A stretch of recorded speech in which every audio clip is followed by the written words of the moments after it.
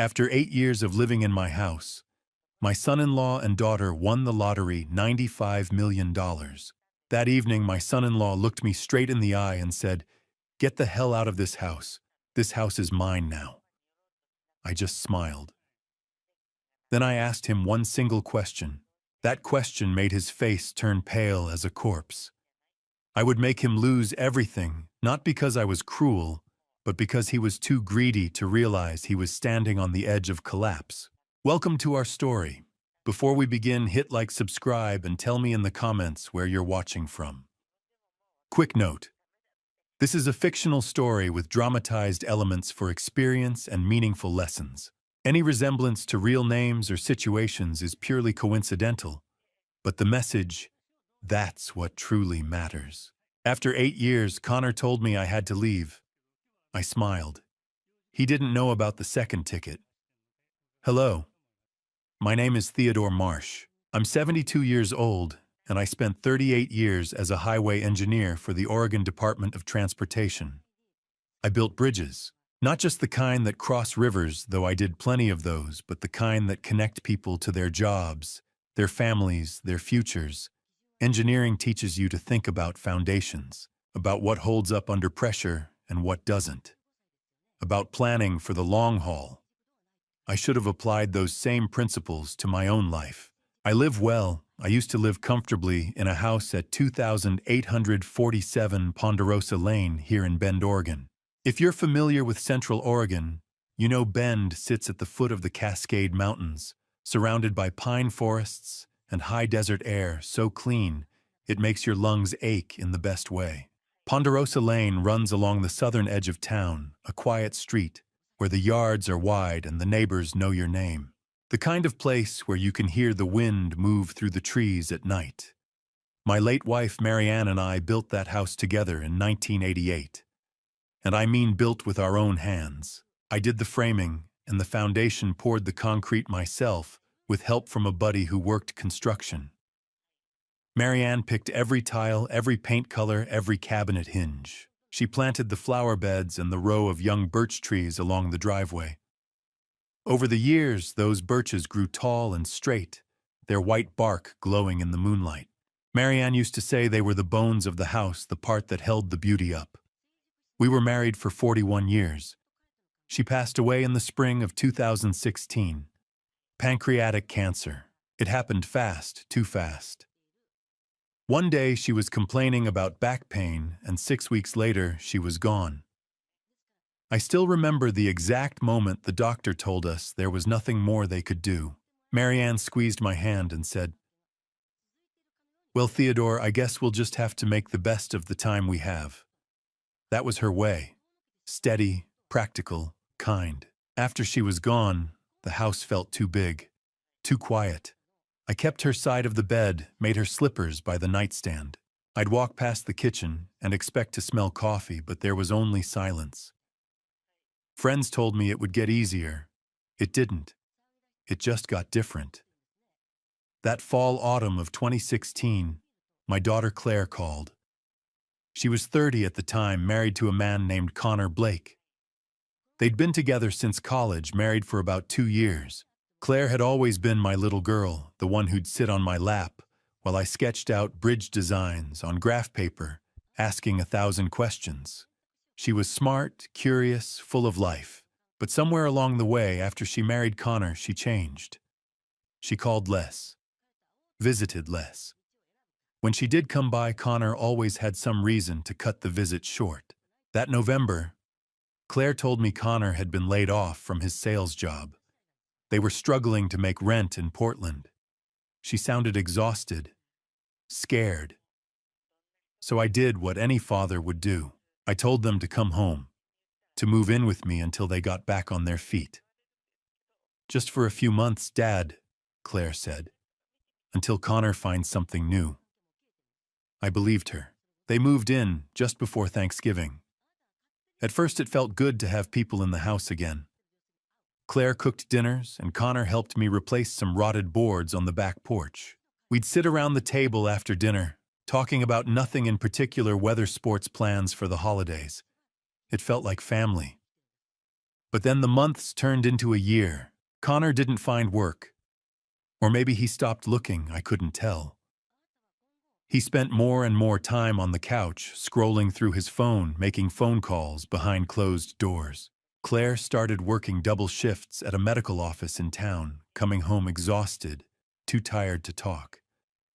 And slowly, so slowly, I didn't notice it happening, my house stopped feeling like mine. Connor began making little comments. "You really should update this kitchen, Theodore. These cabinets are from the 80s. Oh, or, you know, we could turn your workshop into a real guest room if we cleaned it out." At first I thought he was just trying to help. Then I realized he was measuring, planning, taking inventory. Year 2 became year 3, then 4, then 5. I kept thinking they'd leave once they saved enough, once Connor got a good lead on a job. But it never happened. Instead, I was the one who started feeling like a guest. Connor would rearrange the furniture without asking. He'd invite his friends over, and I'd retreat to my bedroom. Claire stopped meeting my eyes. When I'd try to talk to her alone, Connor would appear in the doorway listening. That was 8 years ago. I should have seen it sooner. I should have recognized the way Connor slowly turned my daughter against me, the way he made himself comfortable in a house he didn't build, a life he didn't earn. But I didn't, because I loved my daughter. Because I thought somehow things would get better. Then 3 months ago, I bought 2 lottery tickets at the Quick Stop on Highway 97. Just a couple of Powerball tickets, $2 each. I gave one to Claire as a little gift, a gesture. I kept the other one. 3 days later, one of those tickets won $95 million. And that's when Connor decided I had to leave. But Connor made one mistake. When I bought those lottery tickets, I didn't buy just one. Let me tell you how it all started. How 8 years ago I opened my door to Connor and Claire. But first, I need to go back a little further. Back to the spring of 2016 when I lost Marianne. She was 60 years old. We'd been planning a trip to the coast that summer. One of those long, slow drives along Highway 101 where you stop at every little town and eat clam chowder and watch the waves come in. Marianne loved the ocean. She used to say it reminded her that the world was bigger than whatever was troubling you. We never made that trip. The cancer moved fast. By the time the doctors caught it, there wasn't much they could do except make her comfortable. I stayed with her every day in that hospital room, holding her hand, talking about nothing and everything. She told me stories I'd heard 100 times before, about the day we bought the land on Ponderosa Lane, about the time Claire was born 3 weeks early, and I nearly drove off the road racing to the hospital. She laughed. Even then, she laughed. On her last morning, she squeezed my hand and said, "Theodore, don't you dare turn into one of those old men who stops living. Promise me." I promised. 3 days later, we held her funeral at the First Community Church. Claire came down from Portland and stood beside me at the graveside, her hand wrapped around mine. She cried quietly, her head on my shoulder. For a moment, it felt like I still had family, like I wasn't completely alone. But then Claire went back to Portland, and I went back to that empty house on Ponderosa Lane. And the silence was unbearable. That fall November of 2016, Claire called. I could hear the strain in her voice before she even said the words. "Dad, Connor got laid off. We're behind on rent. I don't know what we're going to do." I didn't hesitate. "Come home, sweetheart. Stay here until you get back on your feet." "Are you sure?" "I'm sure." 2 weeks later, they pulled up in a rented truck with all their belongings. I helped Connor carry boxes into the spare bedroom.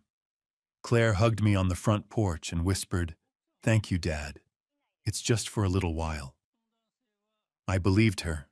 The first year or two, it wasn't so bad. Connor would help me with projects around the house, fixing a leaky faucet, replacing the weather stripping on the windows. Claire would cook Sunday dinners, pot roast, and mashed potatoes just like Marianne used to make. We'd sit at the kitchen table afterward talking about the weather, about Claire's new job at the medical office, about Connor's job search. It felt almost normal, almost like family. But somewhere around year 3, things started to shift. It was small at first. Connor began rearranging furniture without asking. One day, I came home from the hardware store and found that the old armchair, Marianne's favorite, the one she'd sit in to read every evening, had been moved to the garage. When I asked about it, Connor shrugged. It didn't fit the space, Theodore. We needed room for the new TV stand. Then he started moving Marianne's things. The framed photos of her that I kept on the mantel were taken down and replaced with generic prints from a department store. Her gardening tools disappeared from the shed. When I asked Claire about it, she looked away. Connor thought it might be healthier for you, Dad. You know, to move on. Move on. I didn't say anything. I just put one of Marianne's photos back on my nightstand where Connor wouldn't touch it. By year 4 and 5, the changes were harder to ignore. Connor stopped asking my opinion about anything. He'd invite people over, friends of his I'd never met, and I'd retreat to my bedroom. He started talking about our house instead of your house, as if he'd built it, as if he'd poured the foundation with his own hands. Claire stopped sitting with me after dinner. She'd disappear into their room, and I'd hear them talking in low voices, the door closed. I tried to talk to her. I'd catch her in the kitchen in the morning and say, "Honey, is everything all right?" She'd smile, but it didn't reach her eyes. "Everything's fine, Dad." But it wasn't. By year 6, 7, 8, 2021, 2022, 2023, into 2024, I felt like a stranger in my own home. Connor would walk past me in the hallway without a word. He'd make decisions about repairs, about landscaping, about painting rooms, and I'd only find out after it was done. When I objected, he'd sigh like I was being unreasonable. "Theodore, we're just trying to help. You're not getting any younger." I started spending more time in my bedroom. I'd eat dinner alone. I'd listen to the sound of their voices in the living room, their laughter, and I'd feel the walls of my own house closing in. My only relief was my neighbor, Bernard Sullivan. Bernard is 74, a retired postal worker with a dry sense of humor and a stubborn streak a mile wide. He'd been my friend for over 30 years, ever since he and his wife, Maureen, moved in 3 doors down. Bernard would stop by every week or so, usually with some excuse, needing to borrow a tool, asking about the weather, inviting me over for coffee. But I knew what he was really doing. He was checking on me. One Tuesday morning in early April this year, 2024, I walked over to Bernard's house. He was in his garage tinkering with an old lawnmower. He looked up and grinned. "So, Theodore Marsh, haven't seen you in daylight in 2 weeks. Thought maybe you'd turned into a vampire." I managed to smile.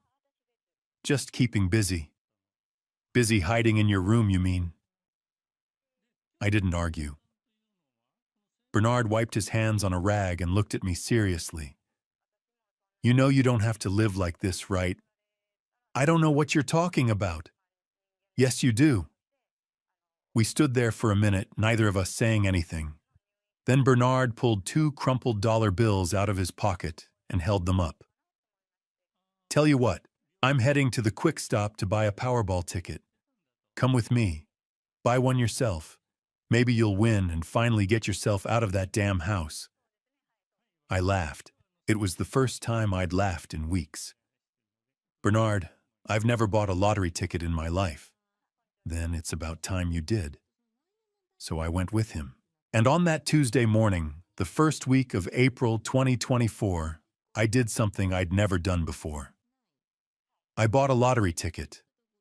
Not because I needed the money, but because Bernard dared me to, and because for just a moment I wanted to believe that something, anything, could change.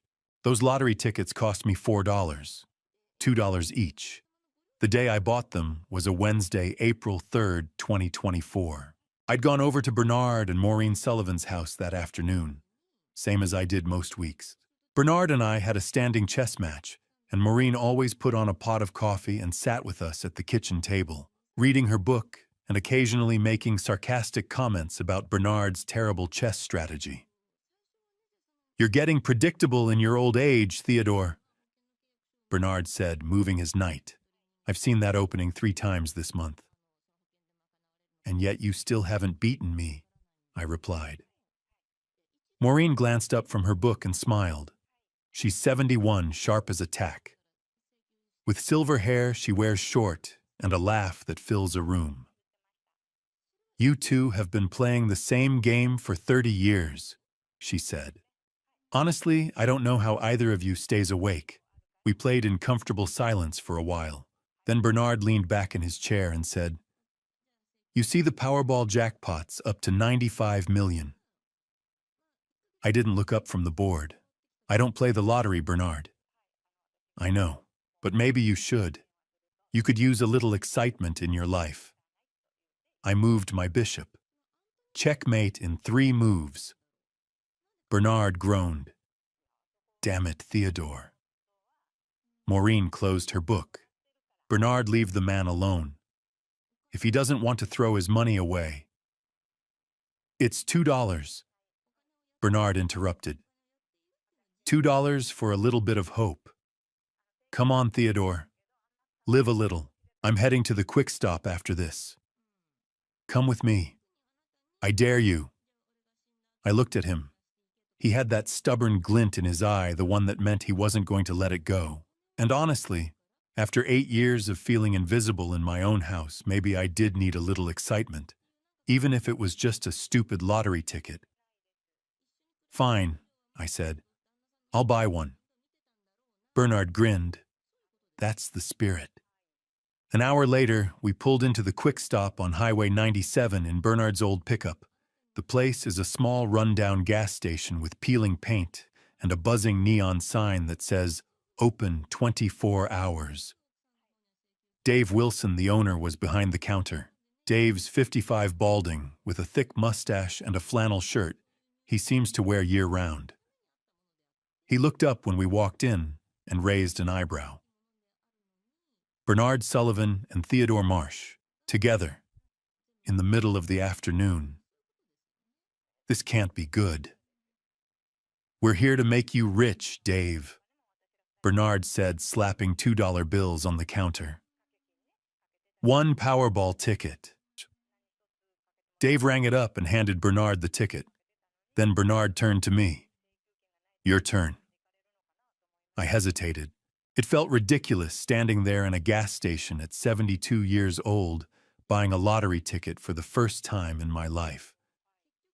But I pulled out my wallet and set my debit card on the counter. Actually, Dave, give me 2 tickets. Dave blinked. 2. He printed them out, ran my card, and handed me the tickets along with the receipt. I folded the receipt carefully and slipped it into my wallet. Then I looked at the 2 tickets in my hand. They were identical, just strings of numbers. Meaningless. I shoved them in my pocket and followed Bernard back to the truck. 2 tickets, Bernard said, starting the engine. Look at you, Theodore. High roller. Don't start. That evening I went home. The house was quiet as usual. Connor was in the living room watching something on his laptop. Claire was in the kitchen cooking dinner. It was rare for her to cook anymore. Most nights she worked late or ate in her room.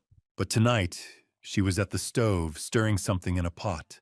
And for a moment, it reminded me of the old days when Marianne would stand in that exact spot humming to herself.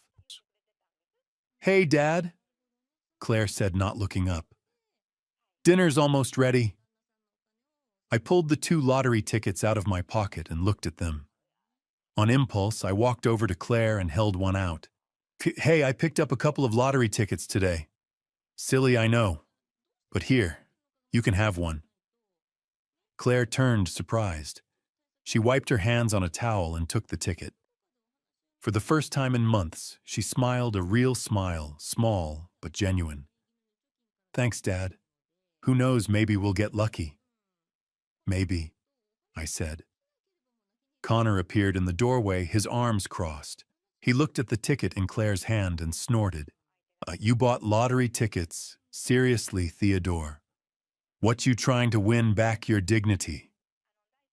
He walked over, plucked the ticket out of Claire's fingers, and held it up to the light, like he was examining a counterfeit bill. Powerball. 95 million. Yeah, good luck with that. Claire didn't say anything. She just turned back to the stove. I went to my bedroom, pulled the other ticket out of my pocket, and slipped it into the top drawer of my nightstand, next to Marianne's reading glasses. Then I forgot about it. 3 days later, Saturday, April 6th, I was out in my workshop sanding down a piece of cedar I'd been shaping into a small box. I liked working with my hands. It kept me sane. I was focused on the grain of the wood when I heard a scream from inside the house. Not a scream of fear, a scream of shock, of joy. I dropped the sandpaper and walked quickly toward the back door. When I stepped inside, Claire was standing in the middle of the kitchen, trembling, her phone in one hand and the lottery ticket in the other. "We won," she whispered. "We won. $95 million. Connor appeared behind her, moving fast.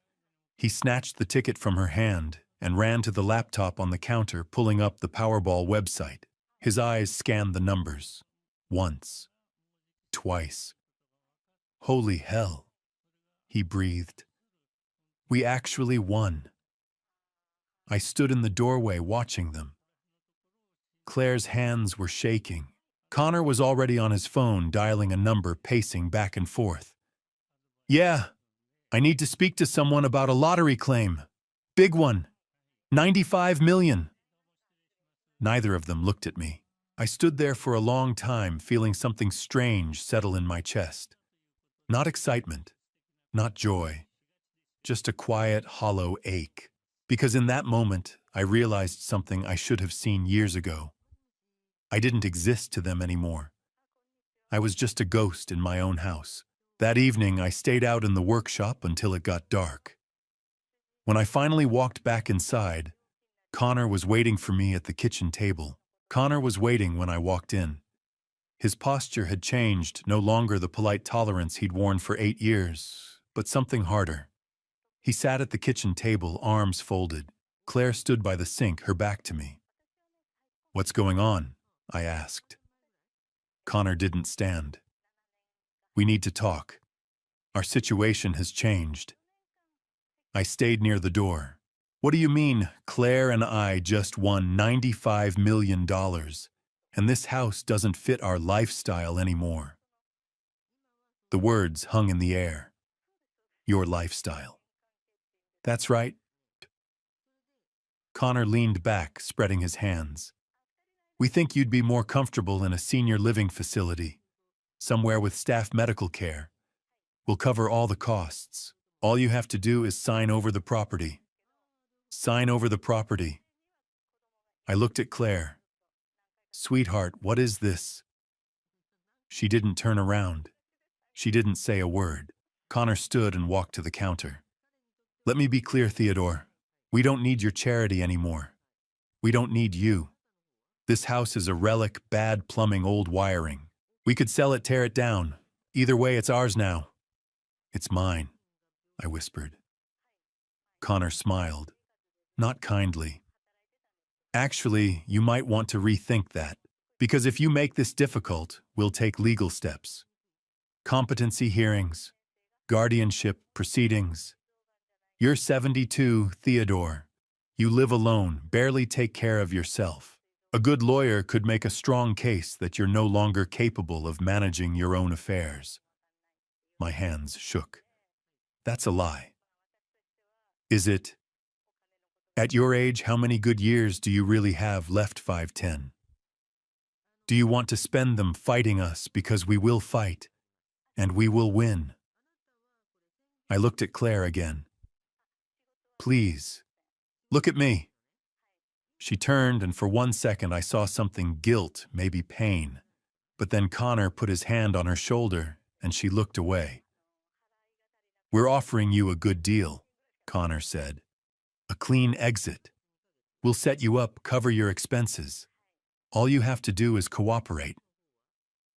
And if I don't, then we do this the hard way. I've already started documenting things. The way you forget to pay bills, the times you've seemed confused, your isolation, your depression.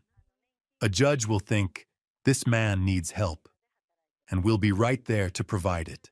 My chest tightened. I couldn't breathe. Connor adjusted his shirt. Think about it tonight. We'll talk tomorrow. Come on, Claire. He walked toward the hallway. Claire followed, head down, hands clasped. She didn't look at me. And then they were gone, and I stood alone in my own kitchen, the kitchen Marianne and I had built, and I felt like a ghost. I couldn't stay there. I walked out the back door to my workshop. The smell of sawdust and varnish, the tools on pegboards, the half-finished cedar box on my workbench. I turned on the light and stood there feeling the weight of Connor's words pressing down. We don't need you. You're no longer capable. How many good years do you really have left? I sat on the old stool and put my head in my hands. I felt small, powerless, afraid. I stayed out there until it got dark. Then I walked back inside, past the kitchen, where Connor and Claire's voices drifted from behind their closed bedroom door, and into my own room. I sat on the edge of the bed, not my side, but Marianne's. It was an old habit. Whenever I needed to think, to sort through something difficult, I'd sit on her side as if somehow she was still there. I stared at the framed photo on the dresser, Marianne and me on our wedding day. Young, full of hope. I felt so far from that man now. Connor was right. I was 72.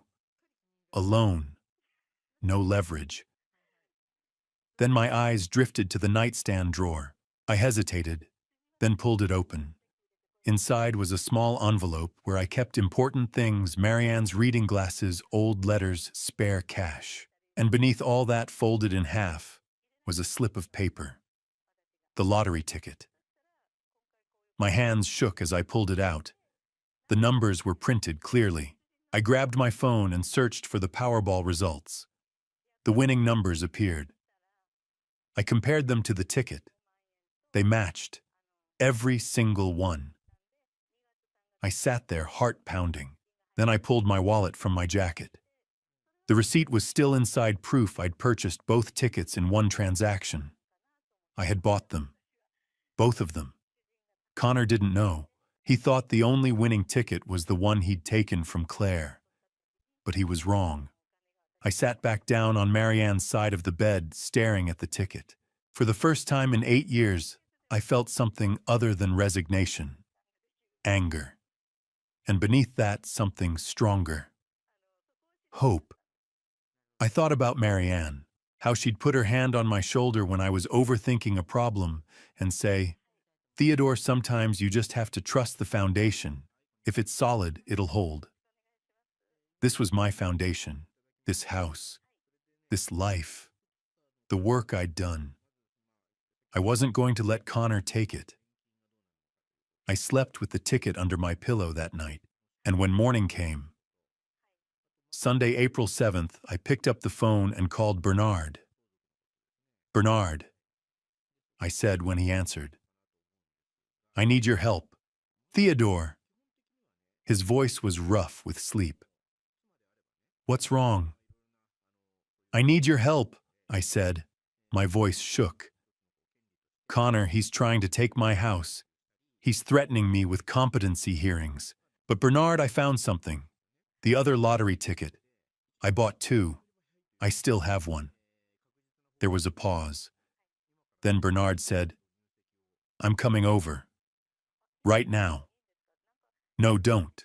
Connor and Claire are here. Then come to my house. 5 minutes. He hung up. I grabbed the ticket, the receipt, my wallet, and my keys. I slipped out the back door and walked the 3 houses down to Bernard's place. He was already standing on his front porch in his bathrobe waiting.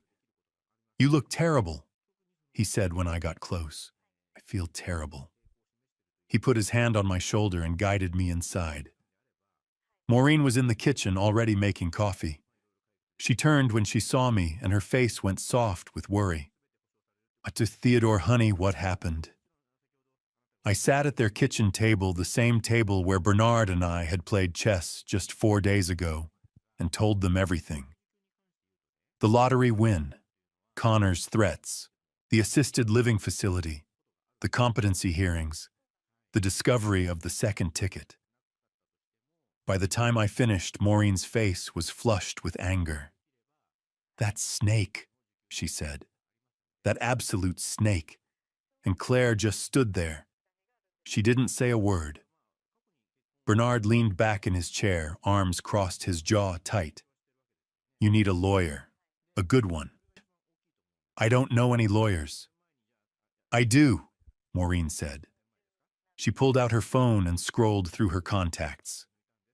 "Rachel Kemp. She's Bernard's niece's daughter. Do you remember her? She came to our barbecue a few years back. Smart as a whip. Practices property and family law in Portland." Bernard nodded. "Rachel's tough. If anyone can handle this, she can." Maureen dialed. It rang 4 times. Then a woman's voice answered. "Aunt Maureen, it's early. Everything okay? Rachel, honey, I'm sorry to call on a Sunday, but we have an emergency. It's our neighbor Theodore Marsh. He needs help. Can you see him today?" There was a pause. Then Rachel said, "Tell me what's going on." Maureen handed me the phone. I explained everything again quickly, clearly, like I was presenting a bridge design to the state board. When I finished, Rachel was quiet for a moment. "Mr. Marsh, do you have the receipt proving you purchased both tickets in one transaction?" "Yes." "And the second ticket is still in your possession?" "Yes." "Then you have a case. Can you be in Portland by 11? I'll meet you at my office." "I'll be there." She gave me the address and hung up. I handed the phone back to Maureen. "She'll see you," Maureen said, squeezing my hand.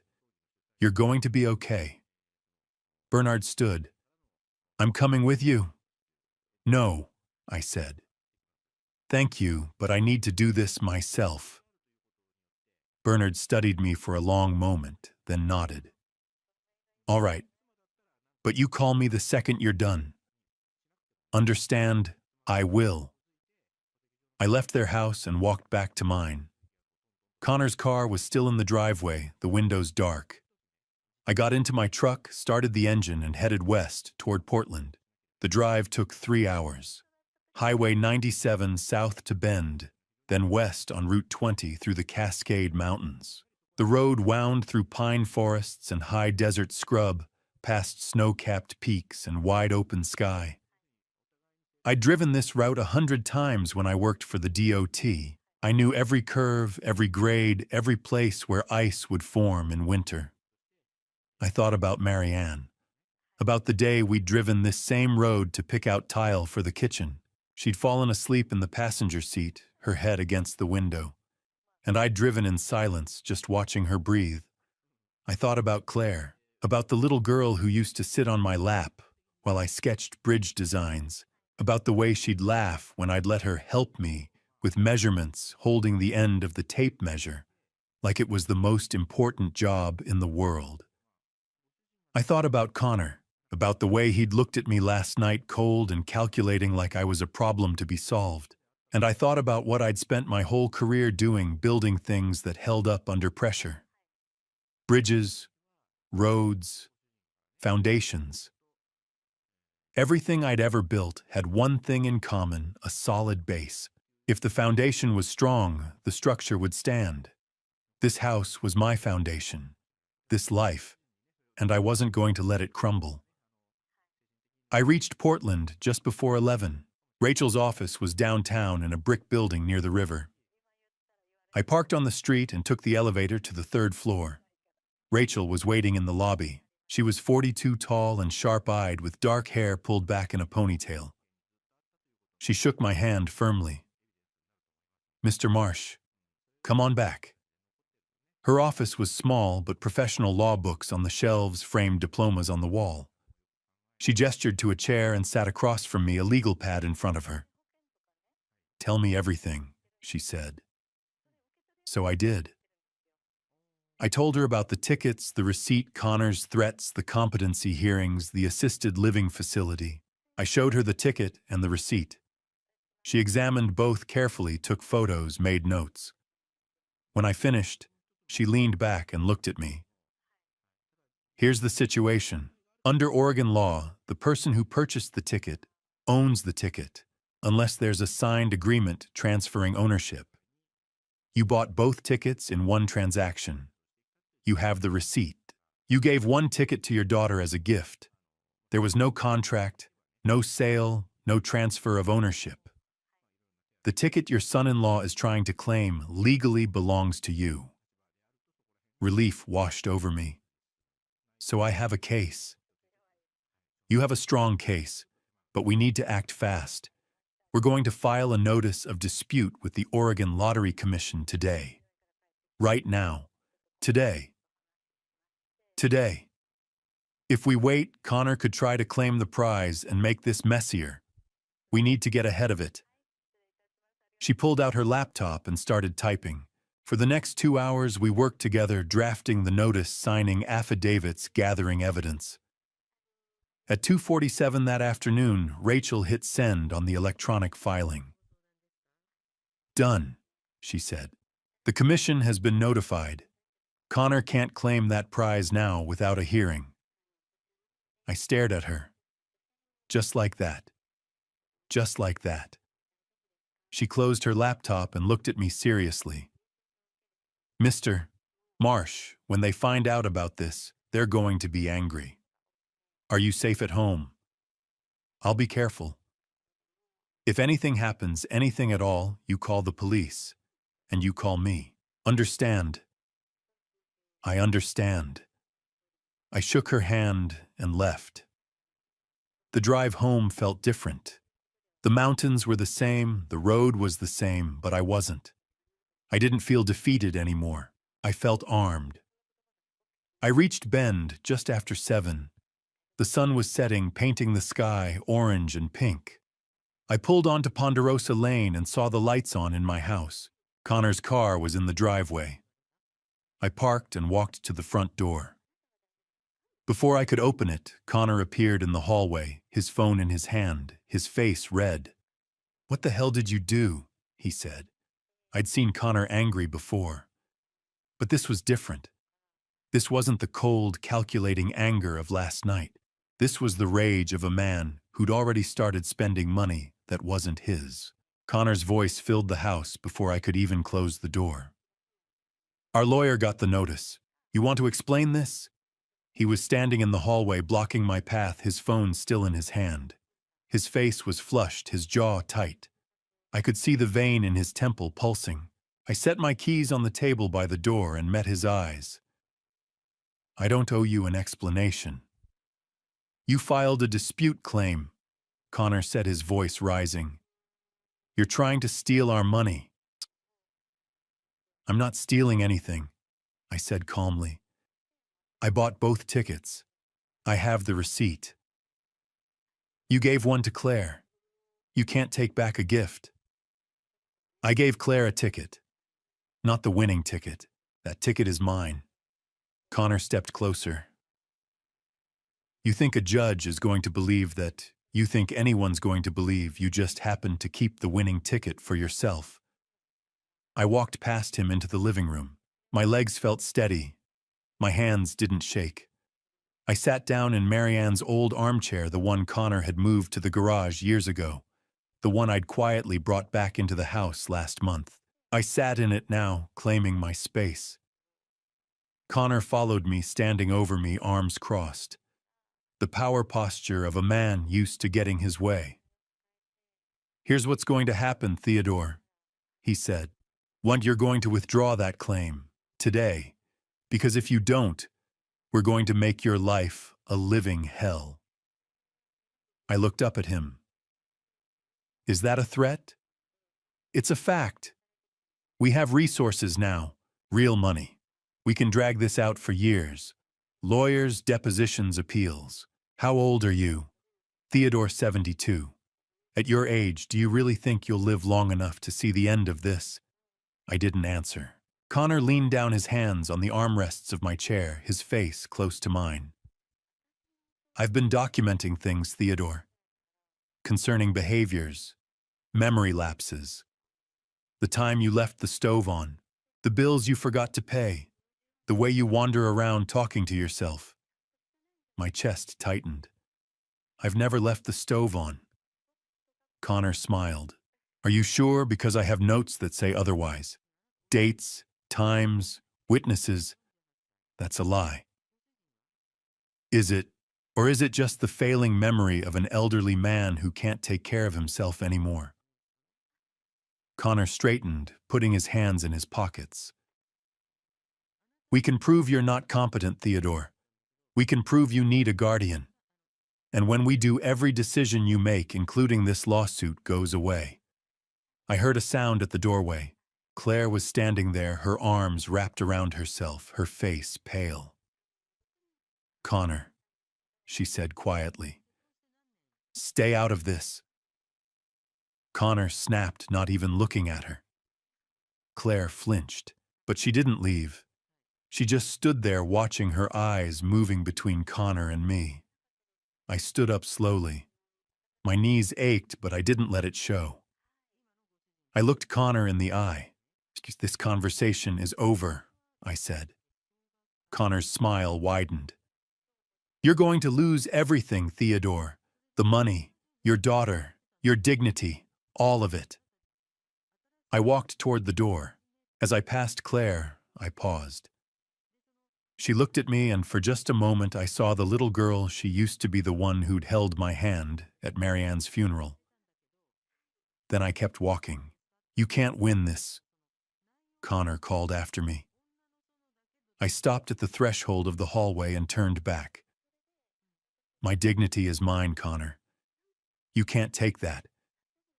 I went to my bedroom and closed the door. For a long time I sat on the edge of the bed, listening. I could hear Connor and Claire talking in low voices. Then the voices got louder. Claire was saying something I couldn't make out the words, and Connor cut her off, his tone sharp.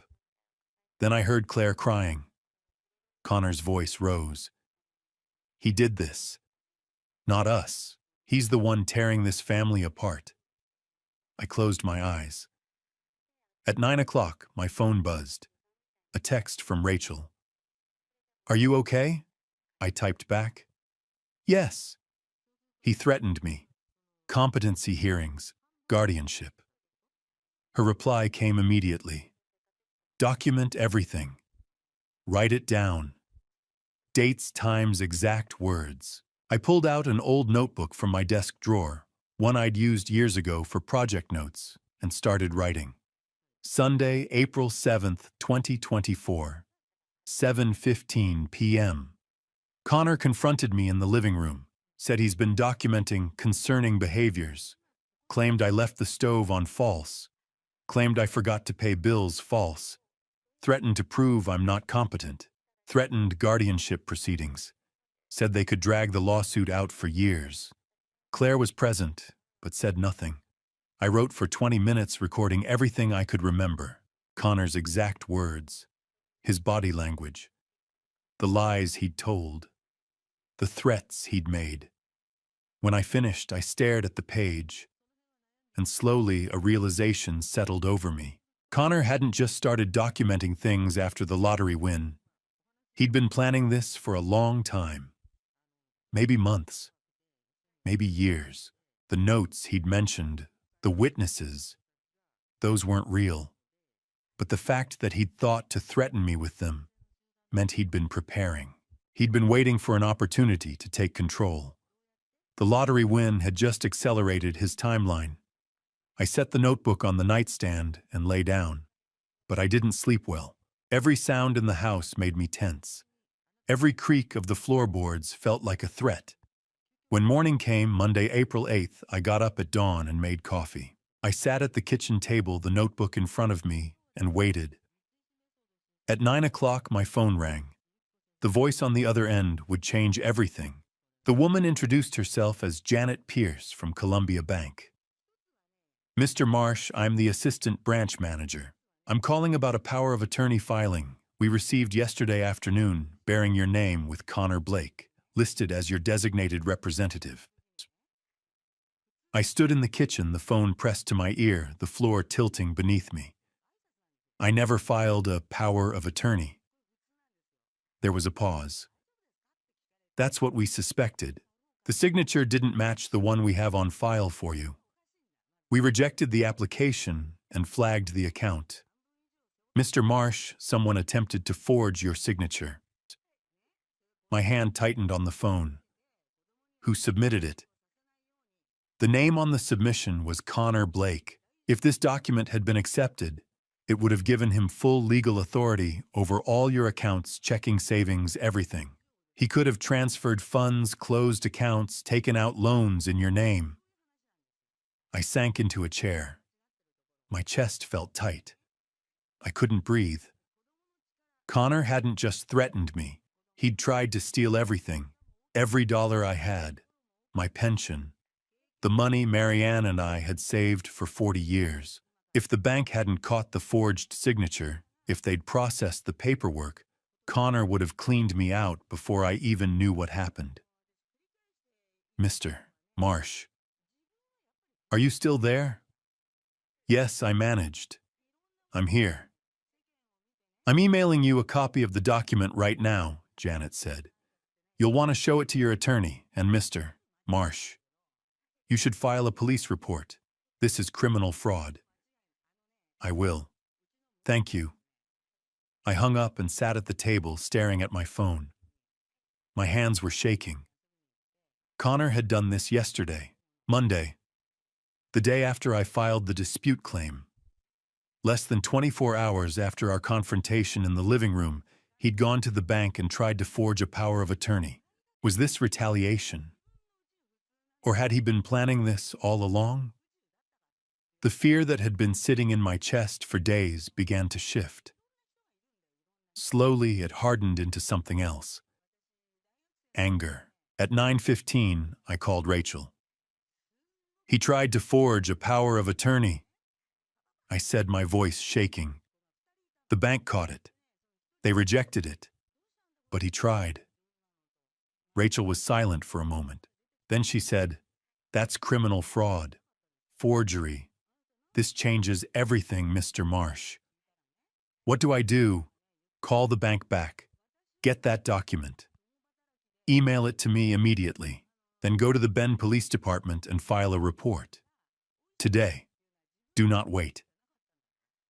Okay. This is good, Mr. Marsh. I know it doesn't feel good. But this is evidence. Hard evidence that Connor is willing to commit crimes to get what he wants. We can use this. I called the bank back. Janet confirmed she'd sent the email. At 10:30, it arrived. I opened it on my laptop, my heart pounding. The document was a standard power of attorney form. My name was typed at the top.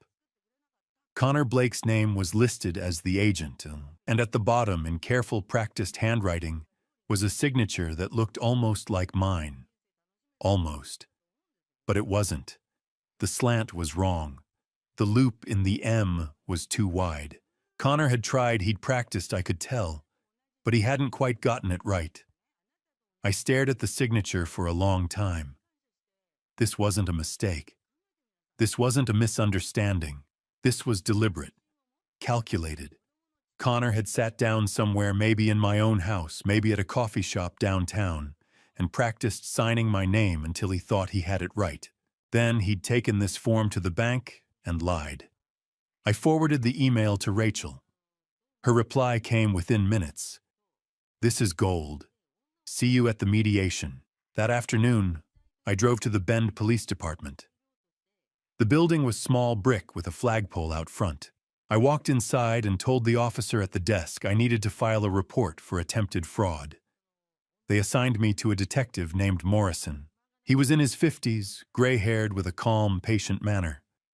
He listened while I explained everything, the lottery tickets, the dispute, the confrontation, and now the forged power of attorney. I showed him the email from the bank. Morrison took notes, asked questions, examined the document. When I finished, he leaned back in his chair and looked at me seriously. "Mr. Marsh, this is a felony. Forgery, attempted fraud. If we can prove Mr. Blake submitted this document knowing it was false, he could face criminal charges." "I want that on record," I said. Morrison nodded. "We'll open a case. I'll contact the bank, get their statement, pull the security footage if they have it. This is going to take time, but we'll follow up." He handed me a receipt with a case number printed at the top. Number 2024-BR-04751. "Keep this," he said. "And Mr. Marsh, be careful. If this man is willing to forge legal documents, there's no telling what else he might do." I folded the receipt and put it in my wallet right next to the lottery receipt. "Thank you," I said. I drove home slowly, the case number heavy in my pocket. When I pulled onto Ponderosa Lane, the house looked the same as it always did. The birch trees Marianne had planted swayed in the breeze. The porch light was on. Connor's car was in the driveway. But something had shifted. I wasn't just defending myself anymore. I was armed. I had filed the report. What I didn't tell the officer was this: Connor Blake should be careful with me now. Because I had proof he was willing to commit a crime. Connor came home that evening with flowers. Cheap supermarket flowers wrapped in cellophane. It was 6:30. I was sitting at the kitchen table drinking coffee when I heard his car pull into the driveway. The front door opened. Connor appeared in the kitchen doorway holding the bouquet like a peace offering. "Theo," he said. His voice was soft, conciliatory. "I think we got off on the wrong foot." I didn't say anything. I just looked at him. Connor set the flowers on the counter and pulled out a chair. "May I?" I nodded. He sat down across from me, his hands folded on the table. "I want to apologize. I was overwhelmed. The lottery win, the pressure, the legal stuff, it all got to me. I didn't mean the things I said." I sipped my coffee. "Which things?" "About the house. About competency hearings. I was angry. I wasn't thinking straight." He leaned forward, his expression earnest. "Theo, your family. Claire and I, we don't want to fight with you. We want to make this work." I set my cup down slowly. "Make what work?" "All of it." Connor spread his hands. "Look, I know we've had our differences, but we can fix this. You stay here. This is still your house. We'll set up an account, $5,000 a month just for you. All you have to do is withdraw the dispute claim." I didn't react. I just watched him. In exchange for what? I asked. "In exchange for acknowledging that the lottery ticket was a gift," Connor said smoothly. "You gave it to Claire. We won. And in return, we take care of you. $5,000 a month, Theo. That's $60,000 a year. Tax-free. It's more than your pension. You could travel. Fix up the house. Do whatever you want." He smiled. It looked almost genuine. "When we could be a family again," Connor continued. "Sunday dinners, game nights, just like Marianne used to do." My jaw tightened. "Don't," I said quietly. "Don't what?" "Don't talk about my wife." Connor blinked as if surprised. "I'm just saying, you threatened me." I said, my voice steady. "You tried to forge a power of attorney to steal my money, and now you think a few flowers and a monthly payoff will fix that." Connor's smile faltered. Just for a second, I saw something flicker in his eyes, something cold and calculating. Then he leaned back in his chair and crossed his arms. "You really want to fight us?" he said. His voice had changed. The warmth was gone. "I'm not fighting anyone," I said. "I'm defending what's mine." "What's yours?" Connor let out a short, bitter laugh. You're 72 years old, Theo. You live in the past. You cling to this house because it reminds you of a woman who's gone.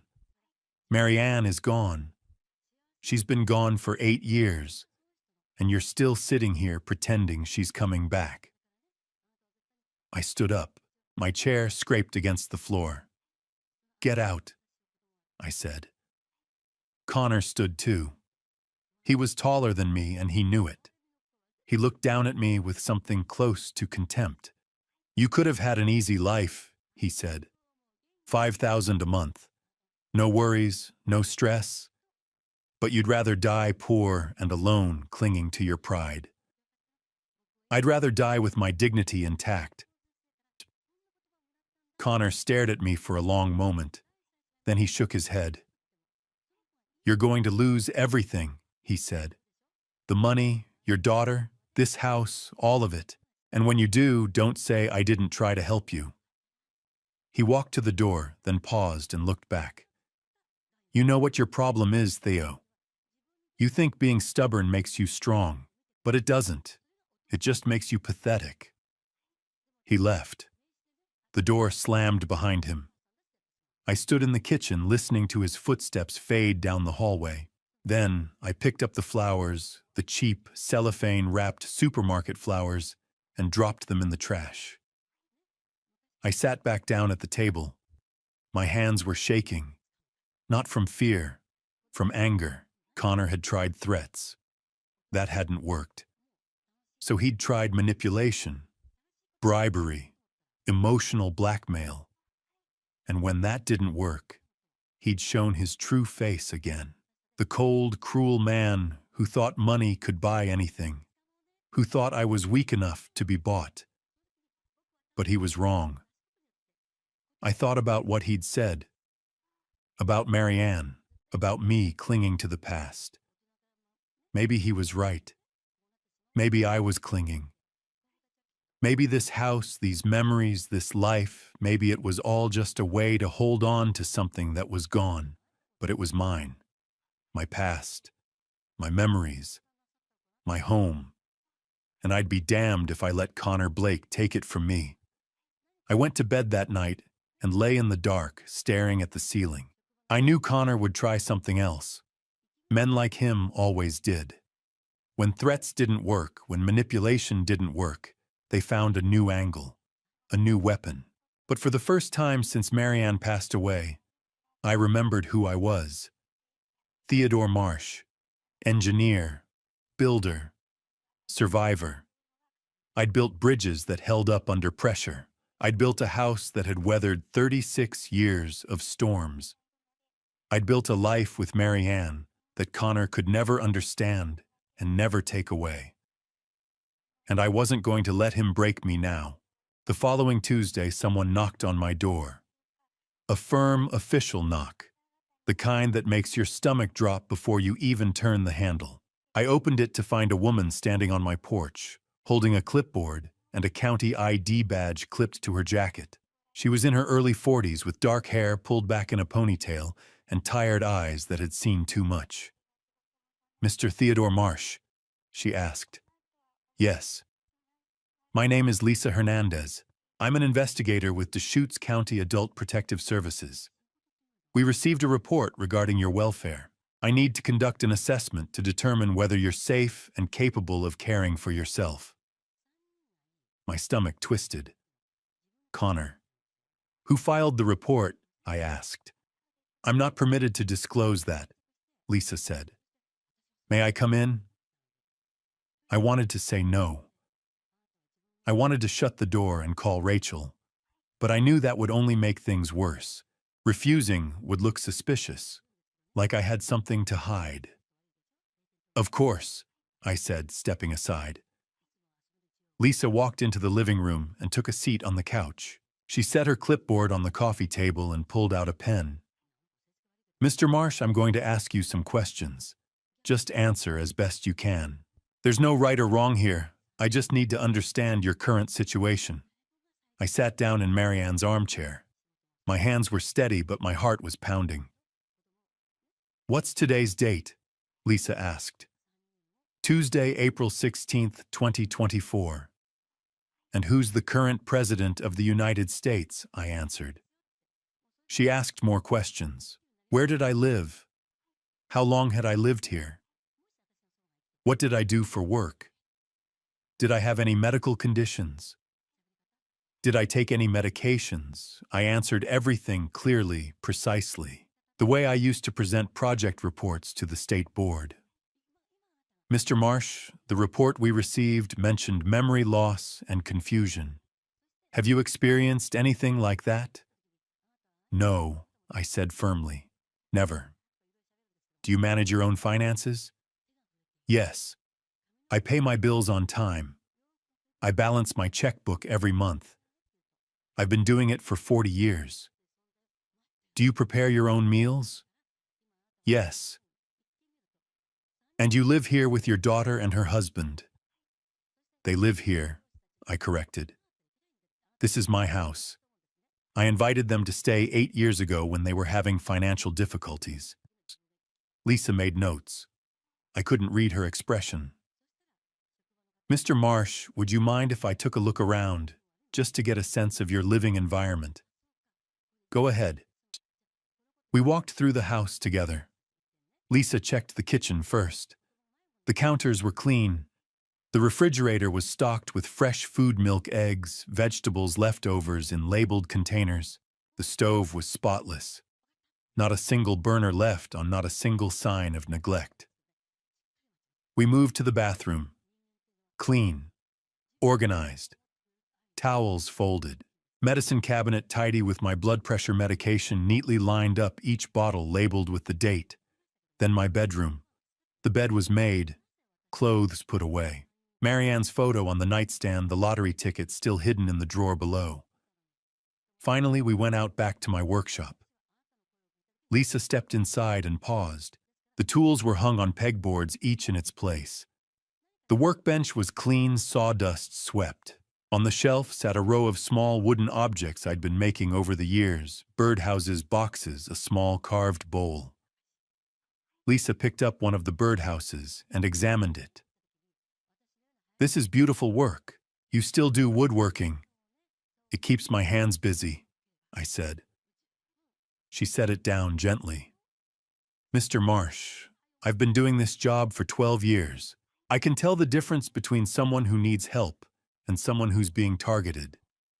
You're not the person described in that report. Relief washed over me. So you'll close the case. I still need to interview your neighbors and your family members, Lisa said. But based on what I've seen today, there's no indication that you're unable to care for yourself. Your home is clean, your mind is sharp, your physical health seems good. She paused at the door and handed me her business card. If you ever do need help, real help, call me. Thank you. Lisa left. I closed the door and leaned against it, my hands finally starting to shake. I'd held it together during the interview, answered every question, passed every test. But now, alone in the quiet of my own house, the humiliation hit me. I'd had to prove my competency. In my own home, I'd had to show a stranger that I could take care of myself, that I wasn't confused or dangerous or incapable. At 72 years old, I'd been treated like a child who couldn't be trusted. And Connor had done this. He'd filed that report. I knew it. He'd called Adult Protective Services and told them I was incompetent, unsafe, a danger to myself. He'd weaponized the system against me, hoping they'd declare me unfit and appoint a guardian. Him. I walked to the kitchen and poured myself a glass of water. My hands were still shaking.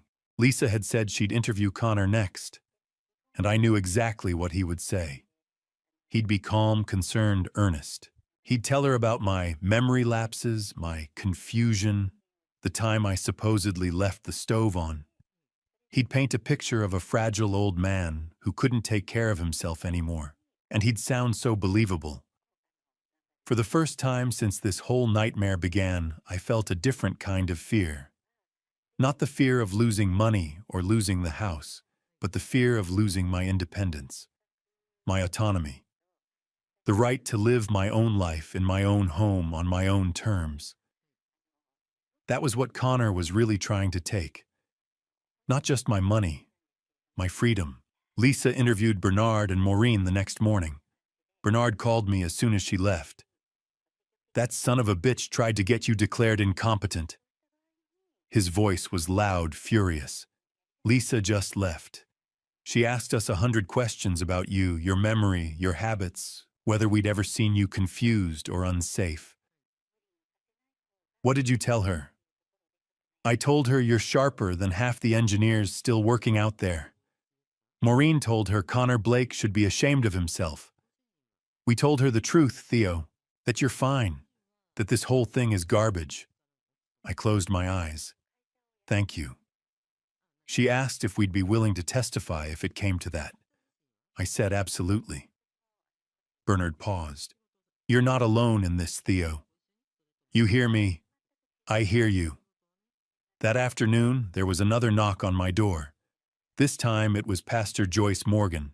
Joyce was 67, recently retired from First Community Church, with silver hair and a calm, steady presence that had comforted our congregation for 30 years. She was also a close friend of Bernard and Maureen.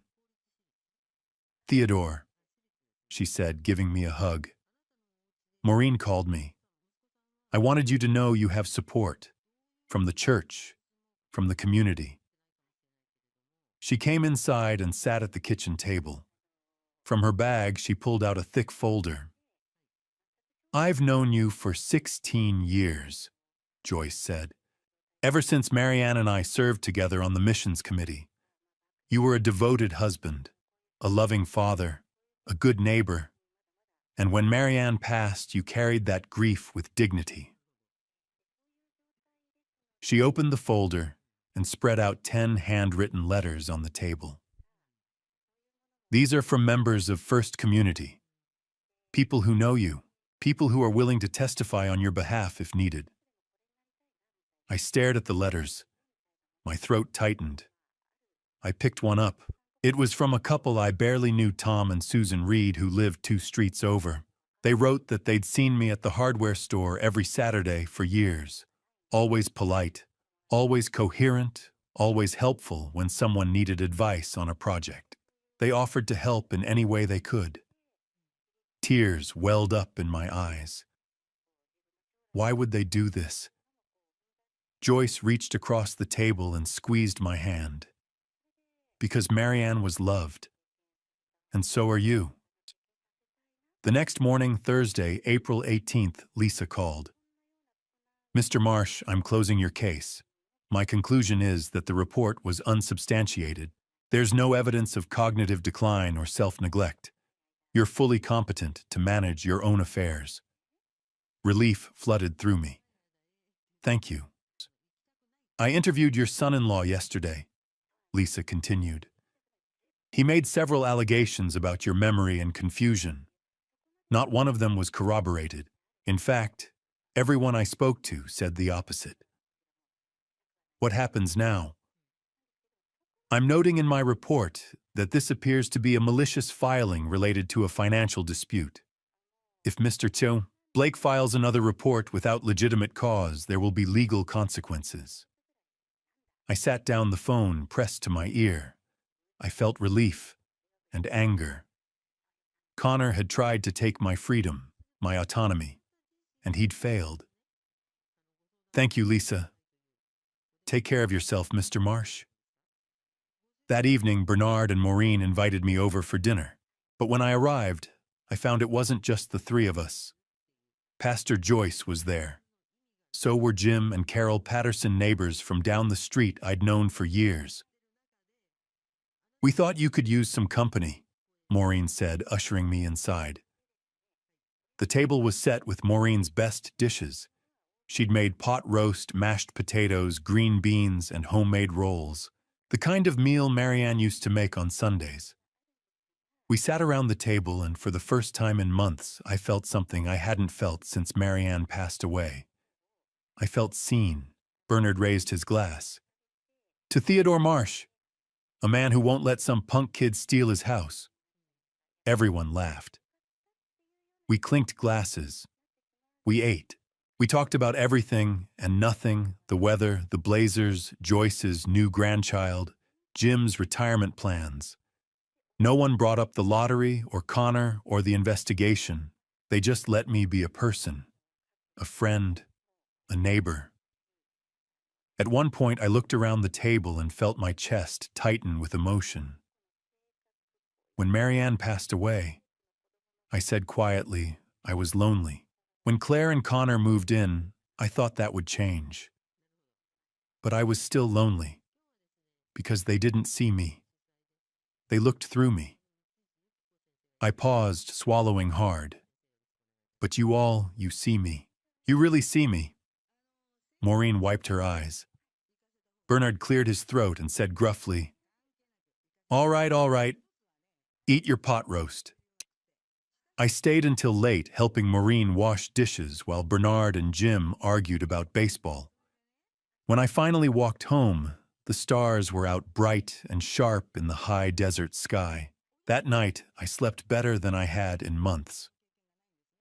The next morning, Friday, April 19th, I woke to an email from Rachel. Mediation has been scheduled. Thursday, May 2nd, 10 a.m. Oregon Lottery Commission Headquarters, Salem. Be ready. This is it. I read the email 3 times. Then I stood up, poured myself coffee, and looked out the window at the birch trees Marianne had planted 36 years ago. This was it.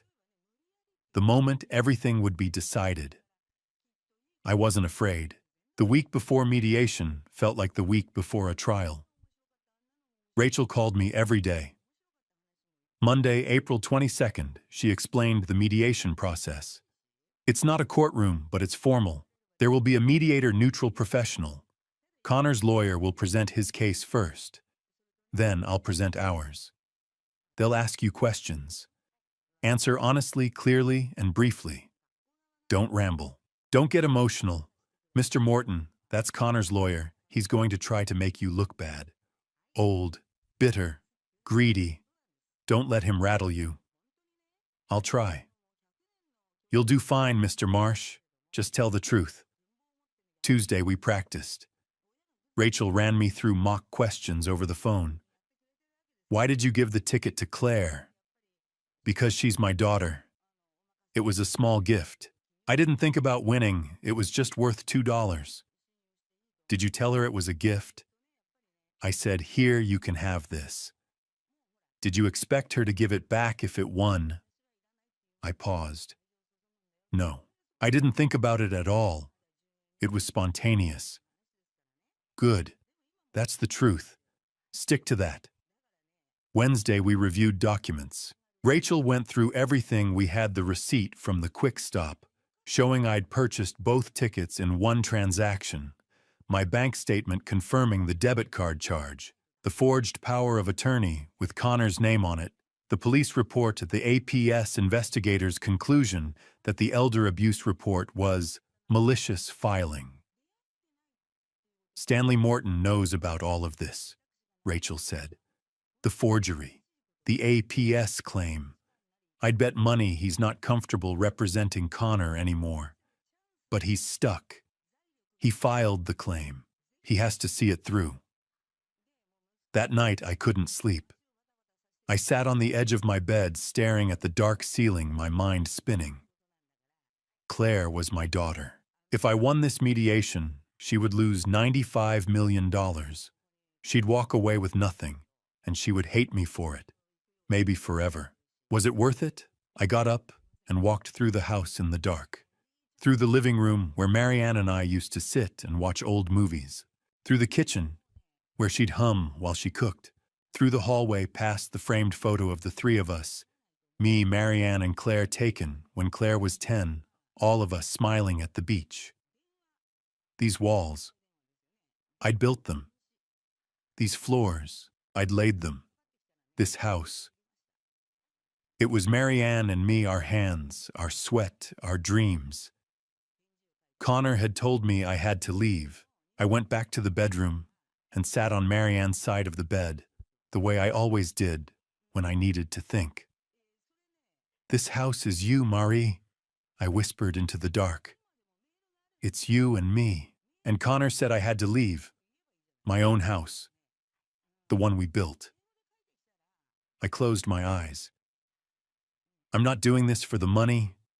I'm doing it for the principle. For the right to live in my own home. For my dignity. I imagined her voice the way I always did. Steady. Kind. Strong.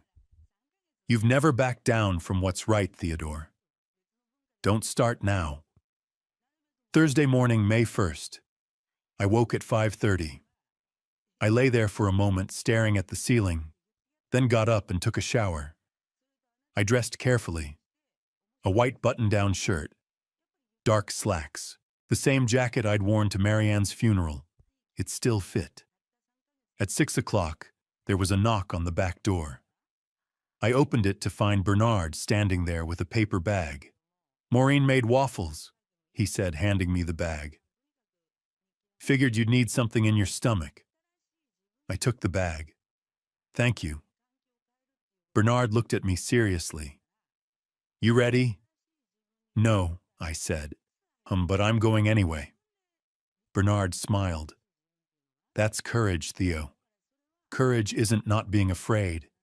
It's doing the thing even when you are. I ate one of Maureen's waffles standing at the kitchen counter. Then I grabbed my keys, my wallet, the folder Rachel had given me with all the documents, and walked out to my truck. Bernard was still standing in his driveway. He raised his hand. I raised mine back. I pulled out onto Ponderosa Lane and headed west. The drive to Salem took 2.5 hours. Highway 26 winds through the Cascade Mountains past forests and rivers and small logging towns. I turned off the radio. I needed the silence. I thought about Marianne, about the day we'd stood on this empty lot in 1988, just dirt and sagebrush, and she'd said, "This is it, Theodore. This is where we're going to build our life." I thought about Claire, about holding her in my arms the day she was born, about teaching her to ride a bike, about the way she used to fall asleep on my shoulder when she was small. I thought about Connor, about the way he'd looked at me in the kitchen and said, "You're pathetic." And I thought about what I'd built. Not just the house, but a life, a foundation, something solid, something that should have held. Marianne used to say, if the foundation is strong, the structure will stand. I'd built a strong foundation. But Connor had spent 8 years chipping away at it, and now we were going to find out if it could still hold. I reached Salem at 9:30. I pulled into the parking lot across from the Oregon Lottery Commission building and sat there for a moment, gripping the steering wheel, trying to steady my breathing. Then I saw Rachel's car pull in. She parked next to me, got out, and walked over. She knocked on my window. I rolled it down. "Ready?" she asked. "As ready as I'll ever be." She smiled. "Then let's go get your house back." The Oregon Lottery Commission building sits on Liberty Street in downtown Salem, glass and concrete, nothing like justice. Rachel and I arrived at 9:45. We parked in the lot across the street and walked through the front doors into a lobby with polished floors and fluorescent lights. A security guard checked our IDs, waved us through a metal detector, and pointed us toward the elevators. "7th floor," Rachel said quietly. We rode up in silence. My hands were steady. My mind was clear. I'd spent the last 2 weeks preparing for this, reviewing documents with Rachel, rehearsing answers to questions, going over the timeline again and again. I knew the facts. I knew the truth. The elevator doors opened. The 7th floor waiting area was small and sterile, gray carpet, a few chairs, a water cooler in the corner. And across the room, sitting in those chairs, were Connor, Claire, and their lawyer. Connor was wearing a new suit, expensive, tailored, navy blue with a crisp white shirt. He sat with one leg crossed over the other, his arms stretched along the back of the chair next to him. The posture of a man who thought he'd already won. Claire sat 2 chairs away from him, her hands folded in her lap, staring at her phone. She looked pale, tired. Standing near them was Stanley Morton, 54, slick gray hair, expensive watch-leather briefcase open on the chair beside him as he reviewed his notes. The elevator chimed. All three of them looked up. Connor didn't stand. He just looked at me, his expression unreadable, and stayed exactly where he was. A power move. A statement. Claire glanced at me, just for a second. Then she looked back down at her phone. That hurt more than anything Connor had done. Rachel's hand touched my elbow. This way, Theo. We walked to the opposite side of the waiting area and sat down. 10 feet separated us from Connor and his lawyer. It felt like miles. At 9:55, the conference room door opened. A young woman in a lottery commission badge stepped out. We're ready. Connor stood first. He walked into the room like he was claiming territory. Claire followed quietly, her head down. Stanley Morton nodded professionally at Rachel, gathered his briefcase, and walked in. Rachel and I entered last. The conference room was long and narrow, with a table down the center and chairs on either side. Windows overlooked the street below. A whiteboard hung on one wall. Bottles of water and a box of tissues sat in the middle of the table. At the head of the table sat a man in his 60s with gray hair, bifocals, and a calm, measured expression. He stood when we entered. Good morning, he said. I'm Howard Phillips, the mediator assigned to this case. Please have a seat. Connor, Claire, and Stanley took seats on the right side of the table. Rachel and I took seats on the left. We faced each other directly with Howard at the head between us. I was acutely aware of every movement. Claire sat 2 chairs down from Connor, still not looking at me. Connor leaned back in his chair, fingers steepled, watching. Howard adjusted his glasses and opened a folder. Let me explain the process. This is an informal mediation to resolve a dispute over ownership of Oregon Lottery, ticket number 471-8823-C, purchased on April 3, 2024. My role is to facilitate discussion and help the parties reach a resolution.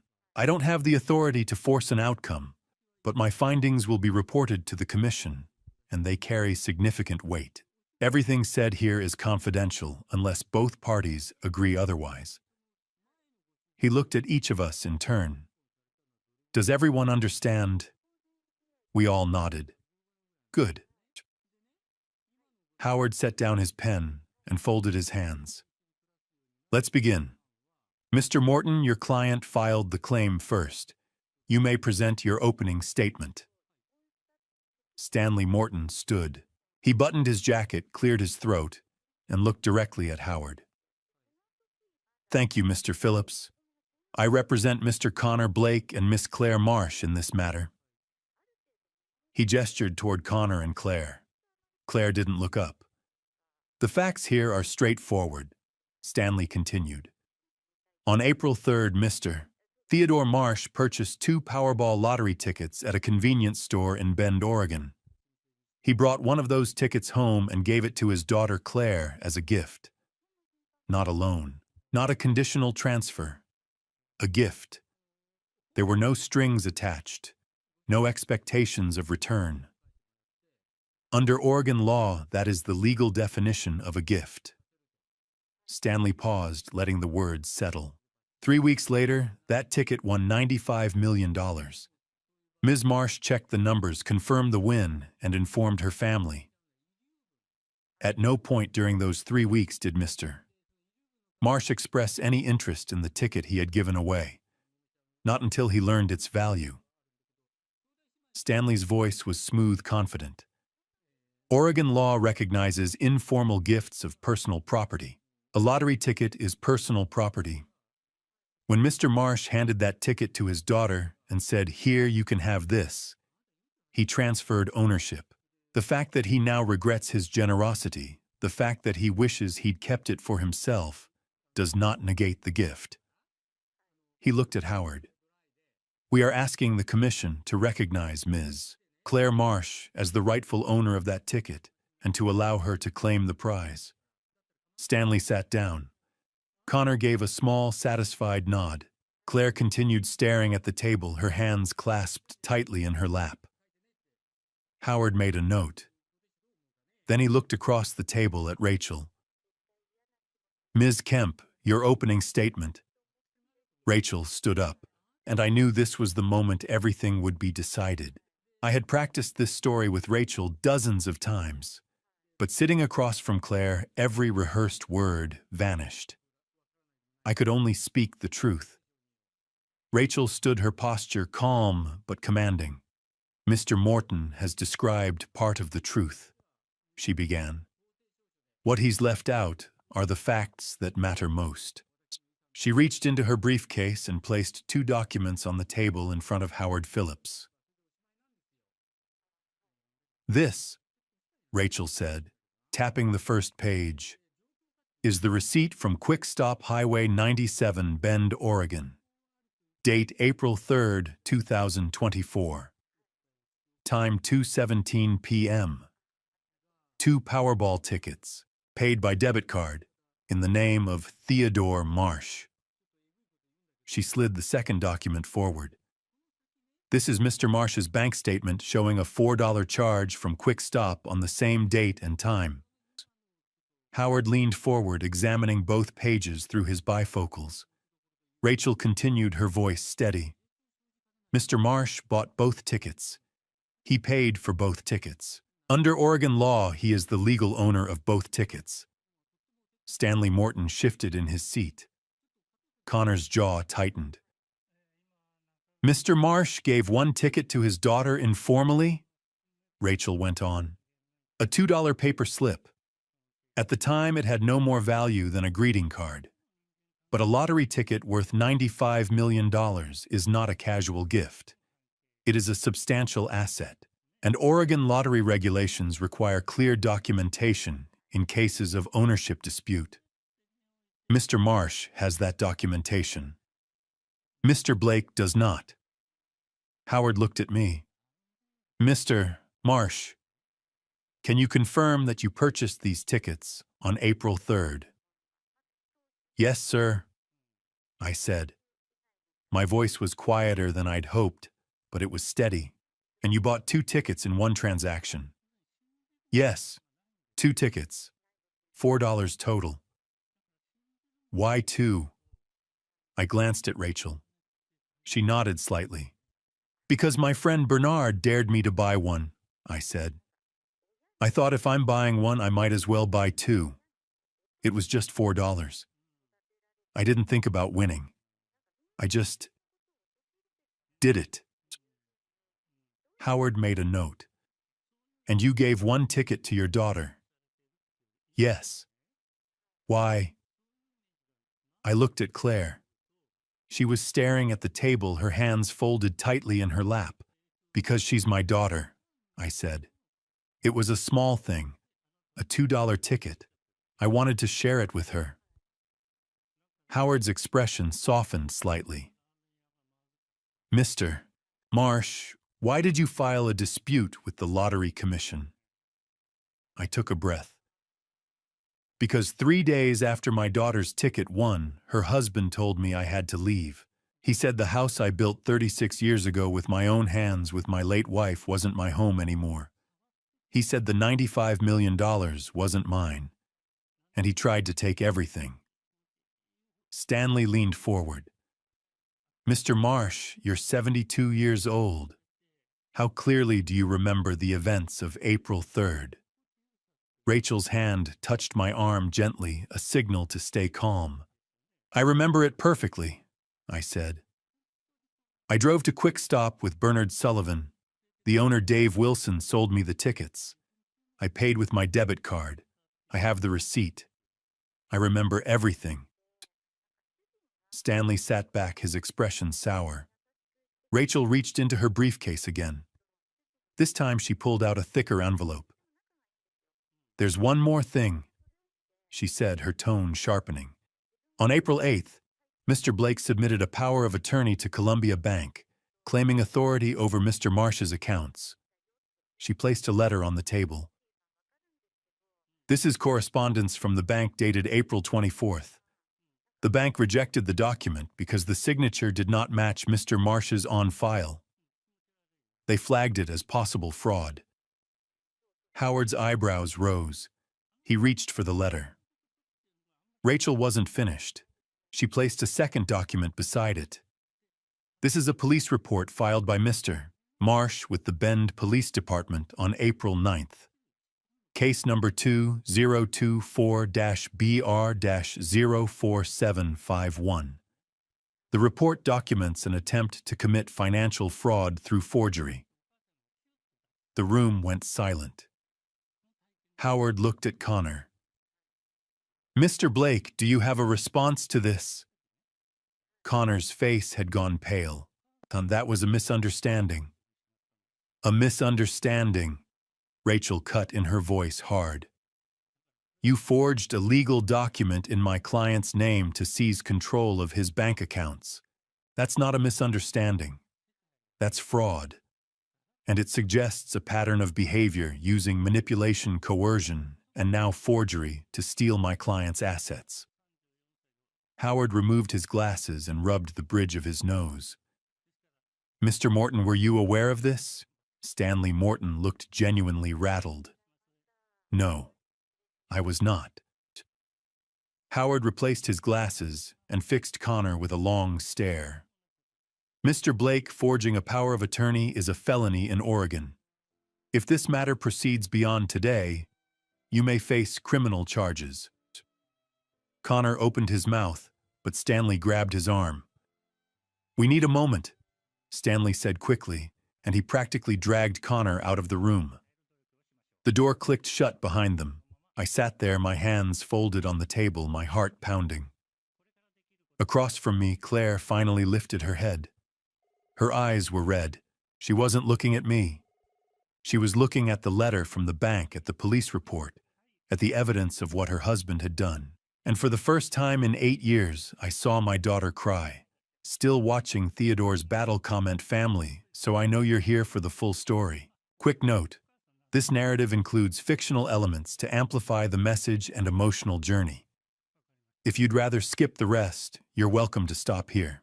But the next part, Claire's breakdown, is the most powerful moment yet. You won't want to miss it. When we returned from the recess, Claire was still sitting there, crumpled tissues clutched in her hands. It was 12:45.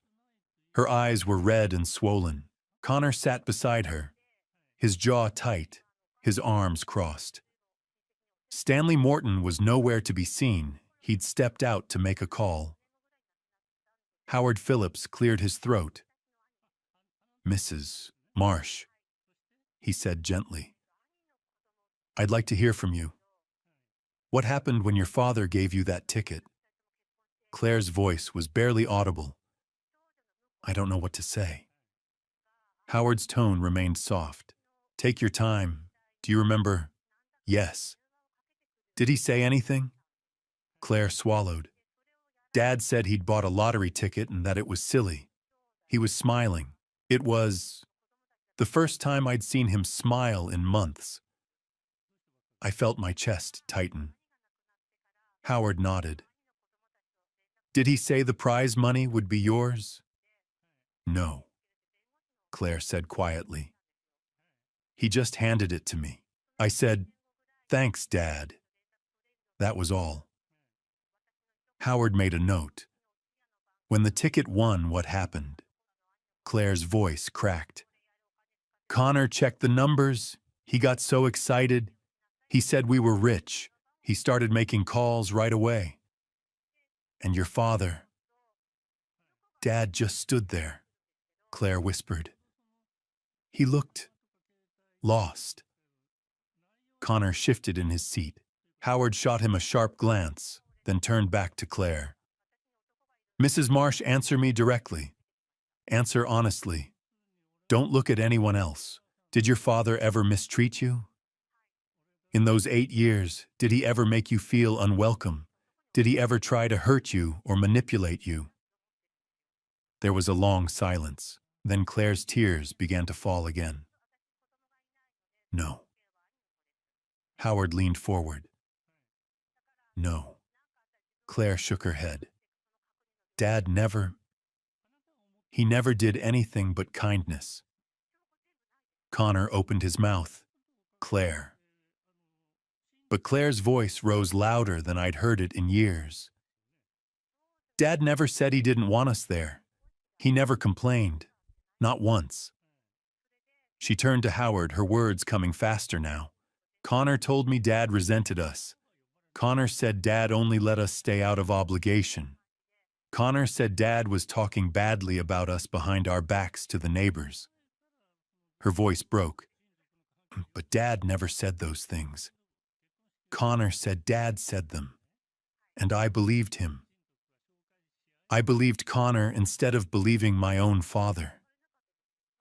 Connor's face went pale. That's not... Claire whirled on him. You told me Dad wanted us gone. You said he was just too polite to say it. I was trying to protect. Protect me from what? Claire shouted. From my father who loved me, who took us in when we had nothing. The room felt electric. I wiped my eyes, staring at my daughter. Claire turned back to Howard, her voice shaking. My father never wanted us to leave. Connor did. Connor wanted to push him out. And I let him do it. Connor stood abruptly. This is ridiculous. Claire, we're leaving. Mr. Blake. Howard said sharply, sit down. We don't have to. I'm not going with you. Claire said, her voice steady now. Connor froze. What? I'm not leaving with you. Not anymore. Stitozi. Connor's face flushed red. Claire, think about, I have thought about it. For weeks. I'm done. At that moment, the door opened and Stanley Morton stepped back in. He glanced around the room, taking in Claire's tear-streaked face, Connor's rage, and Howard's stern expression. He set his briefcase on the table. Mr. Phillips, I need to withdraw from this case. Effective immediately. Connor's head snapped toward him. You can't do that. I can and I will, Stanley said flatly. Then given the evidence of fraud and this testimony, I cannot ethically continue. He turned to Howard. I apologize for the disruption. Then he picked up his briefcase, looked at Connor and said, Good luck, Mr. Blake. You're going to need it. And he walked out. The door clicked shut behind him. Silence. Howard looked at Connor. Mr. Blake, do you wish to continue without counsel? Connor stood there furious, breathing hard. This is garbage. That old man is manipulating. Sit down. Howard set his voice like steel or leave. Connor looked at Claire. Claire, we're going. Now. Claire didn't move. Claire. She spoke quietly. No. Connor stared at her, his face twisting with rage. Then he turned to me, his eyes full of venom. This isn't over, he said. And he stormed out, slamming the door behind him. The room fell silent again. Howard exhaled slowly. Mrs. Marsh, are you all right? Claire shook her head. No, but I will be. Howard looked at me, then at Rachel. I'm ending this mediation here. I'll issue my findings within 5 business days. But I think we all know where this is heading. He turned to me. Mr. Marsh, based on the evidence, the purchase receipt, the lack of transfer documentation, the fraud, conspiracy, and Mrs. Marsh's testimony, I will be recommending that the Commission recognize your ownership of the disputed ticket. I let out a breath I didn't know I'd been holding. Rachel squeezed my shoulder. Howard stood. This meeting is adjourned. The room began to empty. Howard gathered his files and left. Rachel stepped outside to make a call, and then it was just the two of us, me and Claire, sitting across from each other. Neither of us spoke. Finally, Claire stood. She walked around the table slowly, her hands trembling. She stopped in front of me, and she said, "Dad, I'm sorry." Claire and I stood in that conference room, and it felt like an hour, but it was probably only 3 minutes. She cried. I cried. She said she was sorry again. I said I knew. Rachel knocked gently on the door. "We need to go." Claire drove her own car. I drove mine. I didn't know if I would ever see her again. I left Salem at 2 o'clock, took Highway 22 east toward home. 3 hours. The afternoon sun was bright and hard on my eyes. I thought about Claire's face, about Connor's rage, about Howard's words. I turned the radio off. I needed silence. Halfway home, my phone rang through the car's hands-free system. "Bernard, how'd it go?" he asked. I swallowed. I think I won. And Claire, my voice broke. She apologized. She broke down. She told the truth. There was a pause. Then Bernard said quietly, "Good, Theo." I got home at 5 o'clock. Connor's truck was in the driveway. Claire's sedan was parked beside it. I sat in my car for a moment, gathering myself. Then I went inside. Connor was upstairs in the bedroom. I could hear him moving around, the door closed. Claire was in the kitchen, her back turned to me, standing at the sink. I stopped in the doorway. "Claire." She froze. Her shoulders went rigid. "I can't," she said, her voice barely audible. "Not yet. I'm sorry." And then she walked past me, head down, and went upstairs. I stood there alone in the kitchen, listening to the sound of footsteps overhead. Then I heard voices. Connor's sharp and angry, Claire's quieter, breaking into sobs.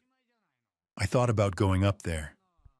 Thought about knocking on the door, demanding to talk to my daughter. But I didn't. It wasn't my place anymore.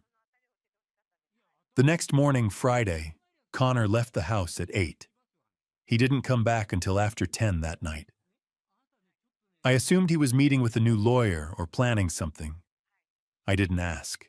That afternoon, I was in the workshop, sanding the legs of a small table I'd been working on, when I saw a piece of paper slide under the door. I set down the sandpaper and picked it up. It was folded once. The handwriting was Claire's. "Dad, I'm sorry. I don't know how to face you. I don't know how to fix what I did. I'm scared. But I need you to know I love you. I always have. Claire." I sat down on the workbench and held that note in my hands. And I cried. Saturday and Sunday crawled by. The house felt like a minefield. Connor avoided me completely once we passed each other in the hallway. He looked at me with pure hatred, but he said nothing. I saw Claire twice. The first time was in the upstairs hall. She stopped when she saw me. We looked at each other for a long moment. Then she whispered, "Hi, Dad," and hurried past. The second time I glanced out the window and saw her sitting in her car in the driveway, her face in her hands, crying. I wanted to go to her. I wanted to help. But I didn't know how. Bernard came over on Saturday afternoon. He brought a loaf of Maureen's banana bread. "You holding up?"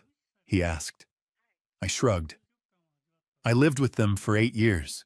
Now I don't know how to talk to them. Bernard nodded. "Connor's done. But Claire, give her time, Theo." On Sunday, I did something I hadn't done since Marianne's funeral. I went to church. First Community Church was the same as I remembered it. Same wooden pews, same stained glass windows, same smell of old hymnals and wood polish. Pastor Joyce saw me as I was leaving after the service. She walked over, her face warm. "I heard the mediation went well," she said. "I think so," I said. "I'll know for sure this week." And Claire. I looked down. She's struggling. Joyce put a hand on my arm. She'll get through it. She knows the truth now. That's the hardest part. I went home and spent the rest of the day in the workshop carving a small wooden cross. I didn't know who it was for. Maybe Marianne. Maybe myself. Monday morning, I woke up at 5. I hadn't slept much. I made coffee, ate a piece of toast, sat at the kitchen table, and waited. The phone didn't ring. Tuesday, Wednesday. Still nothing. Thursday morning, May 9th, I woke at 5 again. I showered, dressed, made more coffee, stared at the phone. At 10:15, it rang. Rachel. I picked up on the second ring. Hello? Theo. Her voice was calm, but I could hear the smile in it. We won. I sat down hard in the kitchen chair. Rachel. Howard issued his findings this morning. The commission accepted his recommendation. The ruling is in your favor. Connor's claim is rejected. You are recognized as the legal owner of both tickets. I couldn't speak. Both tickets, I finally managed. Both. There was no documentation of transfer. No contract, no signed agreement, nothing. Theo, you're getting $95 million. I sat there completely numb, staring at the wall. $95 million. Both tickets. I had won, Rachel explained. You can submit the winning ticket to begin the official claims process. 11 days of verification, and then you'll receive $95 million, which comes to $47.5 million after taxes. I sat there, phone pressed to my ear, trying to make sense of the number. Rachel continued. You also need to send formal eviction notices. Oregon law requires 60 days notice. 60 days, I repeated. I'll draft them today. You send them when you're ready. That afternoon, Rachel emailed the notices. I printed 2 copies, one for Connor, one for Claire, and set them on my desk. I stared at them for an hour. Bernard called. Did you send them? Not yet. What are you waiting for? I don't know. On Tuesday, May 14th, I did it. I couldn't face them directly. I just couldn't. So I left the 2 notices on the kitchen table, each name written on the outside of an envelope, and I drove to Bernard's house. I came back 2 hours later. Connor's truck was gone. The notices were gone. And there was a hole in the living room wall. Connor had punched it. Marianne's framed photograph, the one that used to sit on the mantel, had been knocked to the floor. The glass was shattered. I picked it up with shaking hands. Bernard had been right to tell me to leave. Upstairs, the bedroom door was closed. I knocked. Claire. Her voice was quiet. Come in, Dad. I opened the door. Claire was sitting on the bed, an open suitcase beside her clothes folded neatly in stacks. He's gone, she said. Staying at a motel, he said, a lot of things I don't want to repeat. Are you okay? No, but I'm not hurt. She looked at me. 60 days. Oregon law requires it. I'm sorry, Claire. She shook her head. Don't apologize. You have every right. She paused. I'll be out in 2 weeks. Connor's getting his stuff tomorrow. I just need a few days to figure out where I'm going. You can stay the full 60 if you need to, I said. Claire shook her head. I can't stay here. Not after what I did. I wanted to say so many things, but I couldn't find the words. Okay, I said. The next day, Wednesday the 15th, Rachel and I drove to Salem. The Oregon Lottery Commission office was on the 3rd floor of a gray government building. The process was formal. EID verification ticket submission paperwork in triplicate. The clerk, a middle-aged woman with reading glasses, looked up and smiled. Congratulations, Mr. Marsh. Your claim will be processed within the next 11 business days. We'll contact you for final disbursement.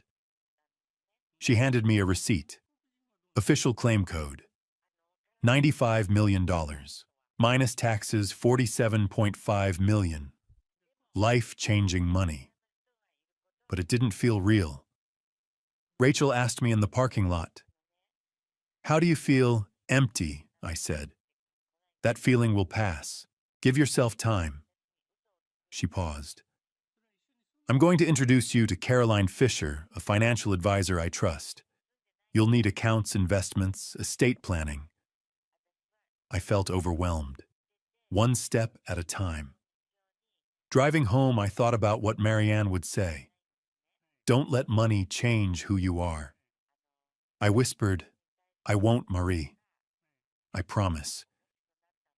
The next morning, Thursday the 16th, a moving truck pulled into the driveway at 10 o'clock. Connor had hired it. I stayed in the workshop and watched through the window. Connor was directing the movers, aggressively barking orders, gesturing angrily. They carried out furniture boxes, the TV, the sofa, the kitchen table. By afternoon, the truck was full.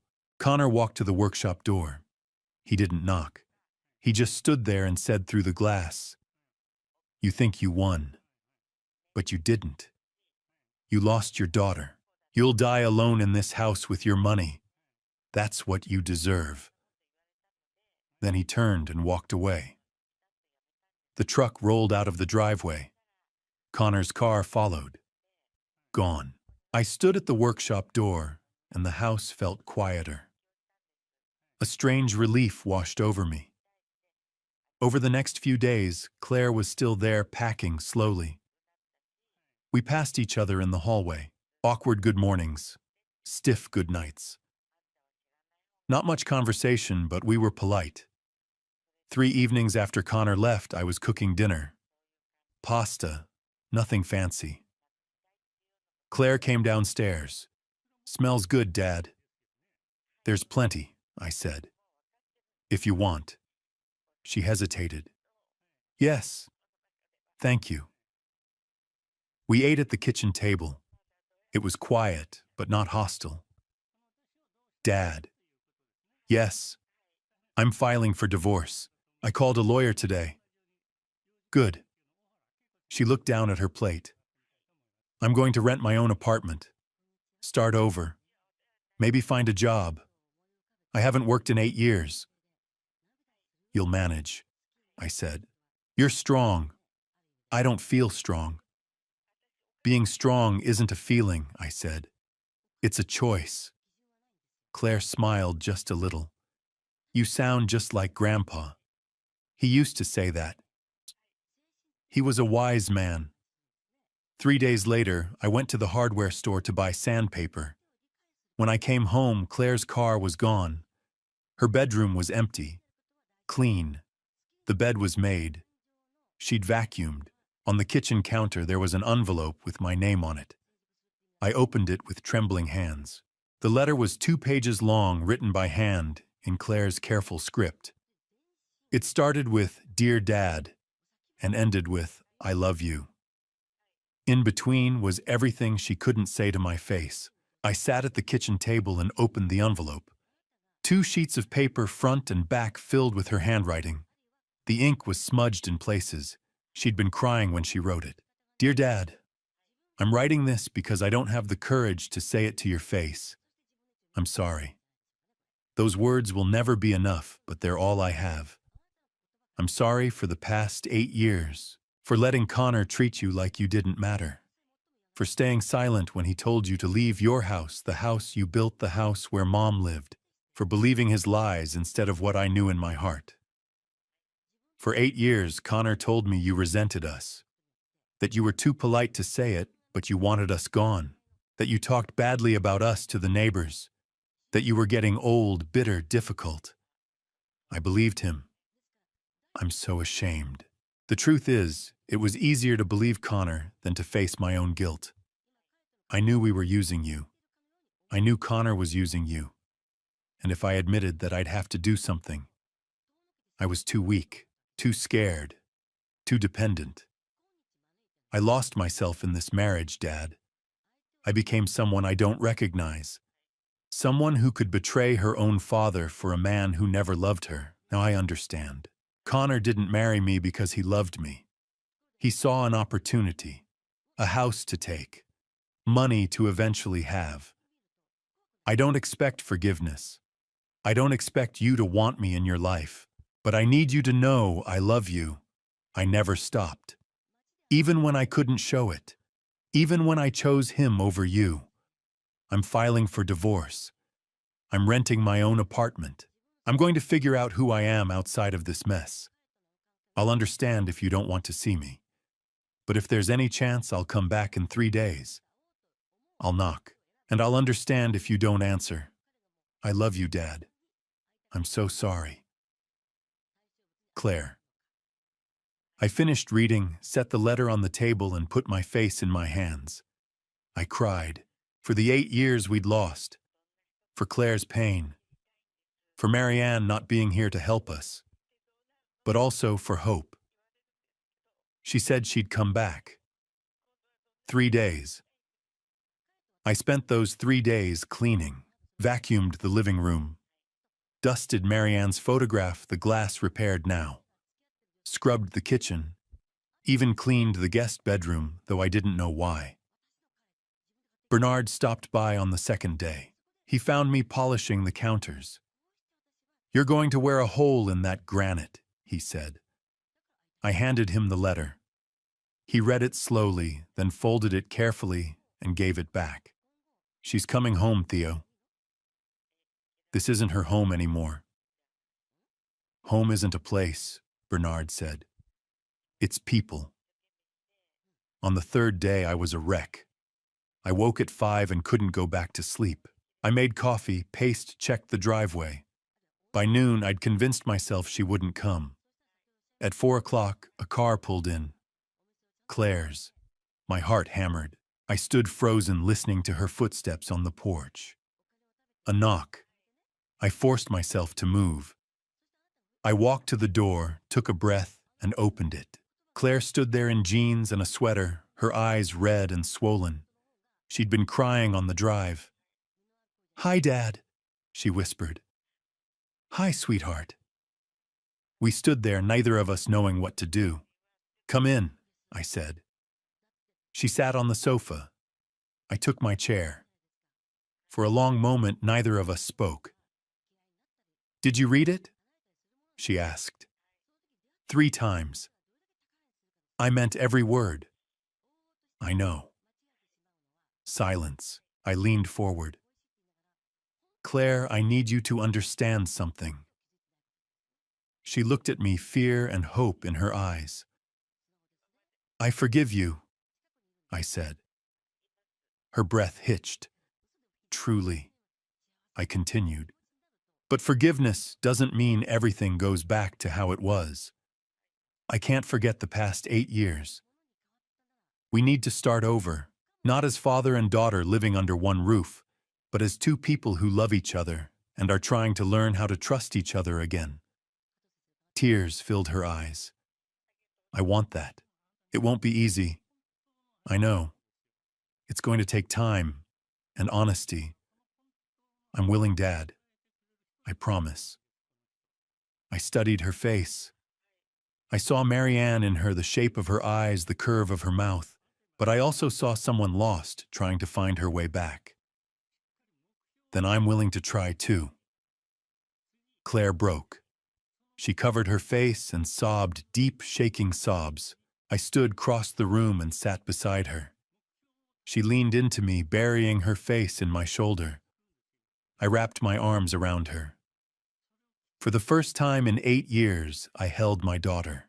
She cried. I cried. We sat like that for a long time. Eventually, Claire pulled back and wiped her eyes. "I'm a mess. You're allowed to be." She laughed, small and watery. "Can we try something?" "What?" "Weekly dinners. On Sundays. Like Mom used to do." The words hit hard. Marianne's Sunday dinners. Pot roast and mashed potatoes. The four of us around the table back when things were good. I'd like that, I said. Claire nodded. And I want to pay you back. For rent, utilities, everything. I need to take responsibility. I wanted to argue, but I understood. This was part of how she'd heal. Okay, we'll work out a payment plan you can afford. Thank you. We talked for another hour. She told me about her apartment, a small one-bedroom downtown. She was job hunting, putting together a resume after 8 years. The divorce was moving forward, though Connor was contesting it. She'd started therapy twice a week. I have a lot to work through, she said. That takes courage. I don't feel courageous. Courage isn't a feeling, I said. It's a choice. She smiled a real smile. You sound like Grandpa. He was a wise man. Eventually, she glanced at the clock. I should go. I walked her to the door. Dad, yes, I love you. I love you too, Claire Bear. She stopped. You haven't called me that since I was little. You'll always be my Claire Bear. Tears spilled down her cheeks, but she was smiling. She hugged me tightly. Thank you. Then she left. I stood on the porch and watched her taillights disappear. Then I went inside and leaned against the door. For the first time in months, I felt like I could breathe. That evening, I sat on the back porch and watched the sunset. Orange and pink and purple painted the sky over the mountains. I thought about everything. The lottery, the betrayal, the fight, the victory. And now this, the beginning of something I'd thought was lost. I'm proud of you, Theodore Marianne's voice said in my head. I hope so, Mari, I whispered. My phone buzzed. A text from Claire. Thank you for giving me a second chance. See you Sunday. I love you. I smiled and typed back. I love you too. 5 p.m. Sunday. I'll make pot roast. Perfect. That night I slept in my own bed in my own house. Claire's letter sat on my nightstand. Sunday dinner was planned. When I woke the next morning, sunlight streamed through Marianne's curtains, the ones she'd sewn by hand 30 years ago. I lay there watching the light, and I realized something. I had won more than a lottery. I had gotten my life back. The money hit my account on Tuesday, June 18th. $47,500,000. I stared at the number for 20 minutes, then called Bernard. It's real, I said. What are you going to do with it? Anything I want. I fought for it. The next day, I met Caroline Fisher, the financial advisor Rachel recommended. Her office was downtown leather chairs and mountain views. Caroline was 56, gray-haired, direct. Theo, what do you want your money to do? I want safety. I want to help my daughter. And I want to honor my wife. We spent 2 hours planning. Caroline recommended diversification, index funds, bonds, real estate trusts, savings. This gives you about $1.5 million a year in passive income while preserving your principal. Every year, you can live comfortably and fund charitable work. Study, an idea sparked. What if I wanted to help elderly people whose families try to take advantage of them, who get kicked out of their homes, who need lawyers but can't afford them? Caroline smiled. Not a legal protection fund. With $20 million, you could fund it in perpetuity. I thought about Marianne, who'd always stood up for those who couldn't. I want to do that. I called Rachel. I want to establish the Marsh Elder Protection Fund. $20 million. To help elderly victims of financial abuse. I want you as legal director and Lisa Hernandez as consultant. Rachel's voice caught. Theo, that's incredible. In July, we made it official. Rachel opened an office in Portland. Lisa came on 3 days a week. By September, we'd taken our first case, an 82-year-old woman whose son forged power of attorney to seize her home. Rachel won in 6 weeks. The woman called me crying. "You saved my life." "No, ma'am. You saved your own. We just gave you the tools." By year's end, the fund had helped 47 people. Marianne would have loved it, but I needed something else. In August, I put the Ponderosa Lane house up for sale. Bernard came over. "You sure? I built this with Marianne. Every board, every nail. But Connor and Claire left a stain I can't wash out. I need a fresh start." "Where will you go?" "The coast. Cannon Beach. Ocean air, endless horizon. A place where I could breathe." The house sold in 3 weeks. A young family with 2 kids. I took very little. Marianne's photograph, my tools, a few pieces of furniture. In late August, I bought a house in Cannon Beach. Modern glass and wood overlooking the Pacific. It had a workshop with windows where I could hear the waves. It wasn't the house Marianne and I built, but it was mine. The first morning I walked to the beach. The sun rose over the water, painting the sky orange and gold. The air smelled like salt and freedom. Bernard and Maureen visited often. We'd walk the beach, drink coffee on the deck. "You look lighter," Maureen said one day. She was right. Like I'd been carrying a weight for 8 years and finally set it down. Claire drove out every other Sunday. 3 hours from Bend, but she never missed. We'd cook dinner pot roast like Marianne used to make. We'd sit on the deck, watch the sunset, talk. In September, her divorce finalized. "How do you feel?" I asked. "Free. Scared, but free." In October, she got a job at the Bend Community Center. $15 an hour. "It's not much," she said. "But I earned it. I haven't earned anything in 8 years. I'm proud of you." "Really? Really?" In December, I helped her move into her apartment. Small, clean hers. "It's not much. It's perfect." Christmas was quiet, just us at the beach house. Claire brought cookies slightly burnt. I made pot roast. We exchanged gifts. I gave her a photo album Marianne had made. Claire gave me a framed photograph of Marianne and me from the 90s. "I found it in storage. I thought you should have it." I cried. Christmas together. Just the 2 of us. It was enough. Spring came. April 2025. 1 year since the mediation. I was in the garden one morning planting daffodils, Marianne's favorite. I was 73, but still strong. A car pulled up. Claire with gardening gloves. "Morning, Dad. Thought you could use help."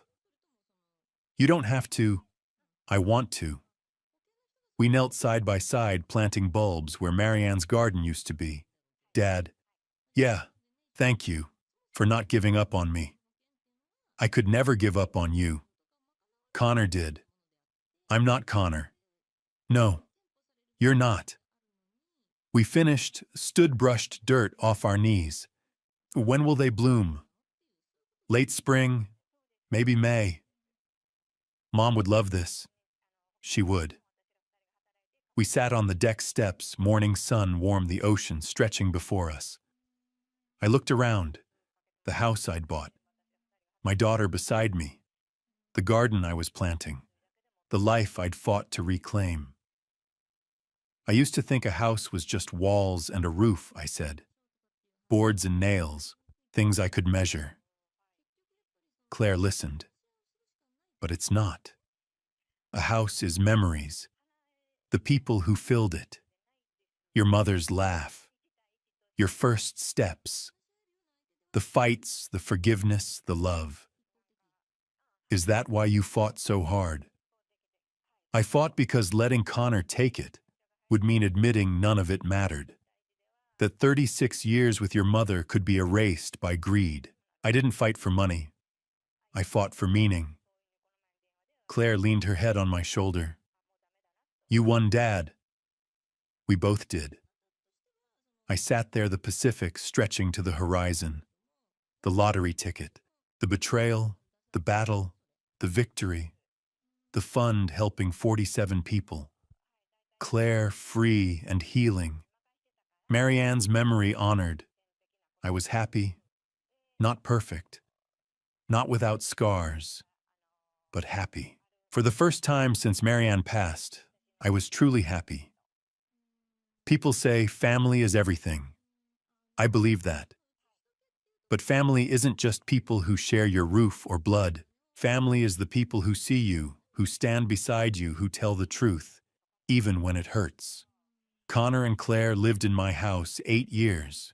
But Bernard, Maureen, Pastor Joyce, Rachel, they were family when it mattered. And Claire found her way back. If you're facing betrayal, lost fear, know this. You have the right to protect what's yours. Your home, your dignity, your peace. Love doesn't mean letting people take everything. Fight for what matters. Fight with honor. When it's over, leave the door open for forgiveness. Not because they deserve it, but because you do. I'm 73. I have more money than I can spend. But the richest thing I have is Sunday dinners with my daughter working in the garden, knowing I stood up when it mattered. That's worth more than $95 million. It's worth everything.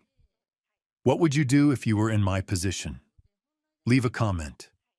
Tell me your story. Thank you for listening to mine. I'm Theodore Marsh from Cannon Beach, Oregon. Take care of each other. Looking back on this family story, I see a man who almost lost everything, not because he was weak, but because he loved too much and trusted too blindly. Don't be like I was. Don't ignore the warning signs. Don't let 8 years pass while someone slowly takes your home, your dignity, your peace. My advice: set boundaries early. Love doesn't mean letting people walk over you. Dad revenge isn't about cruelty. It's about standing up for what's right when everyone expects you to surrender. I fought not for money, but for meaning. For the memory of Marianne. For the house we built. For my own soul. This family story taught me that betrayal cuts deepest when it comes from those you love. But it also taught me that redemption is possible. Claire found her way back. I found my peace. Dad revenge became dad justice, then dad forgiveness, then dad healing.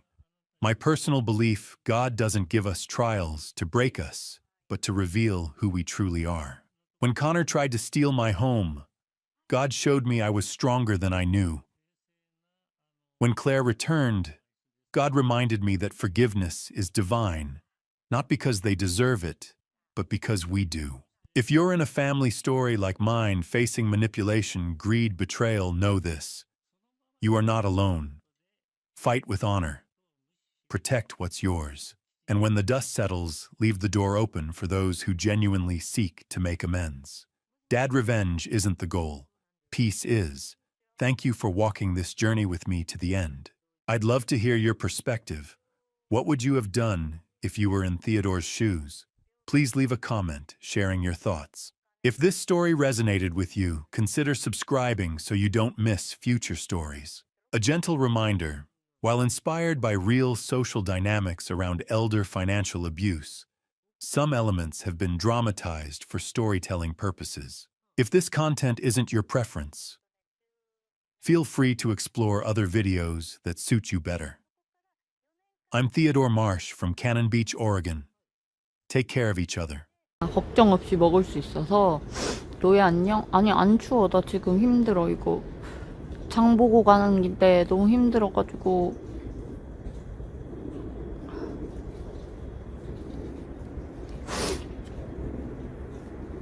아니 무거워서 쉬고 있어. 무거워서 쉬고 있는 거라고. 밖에서 뭐 하는 게 아니고.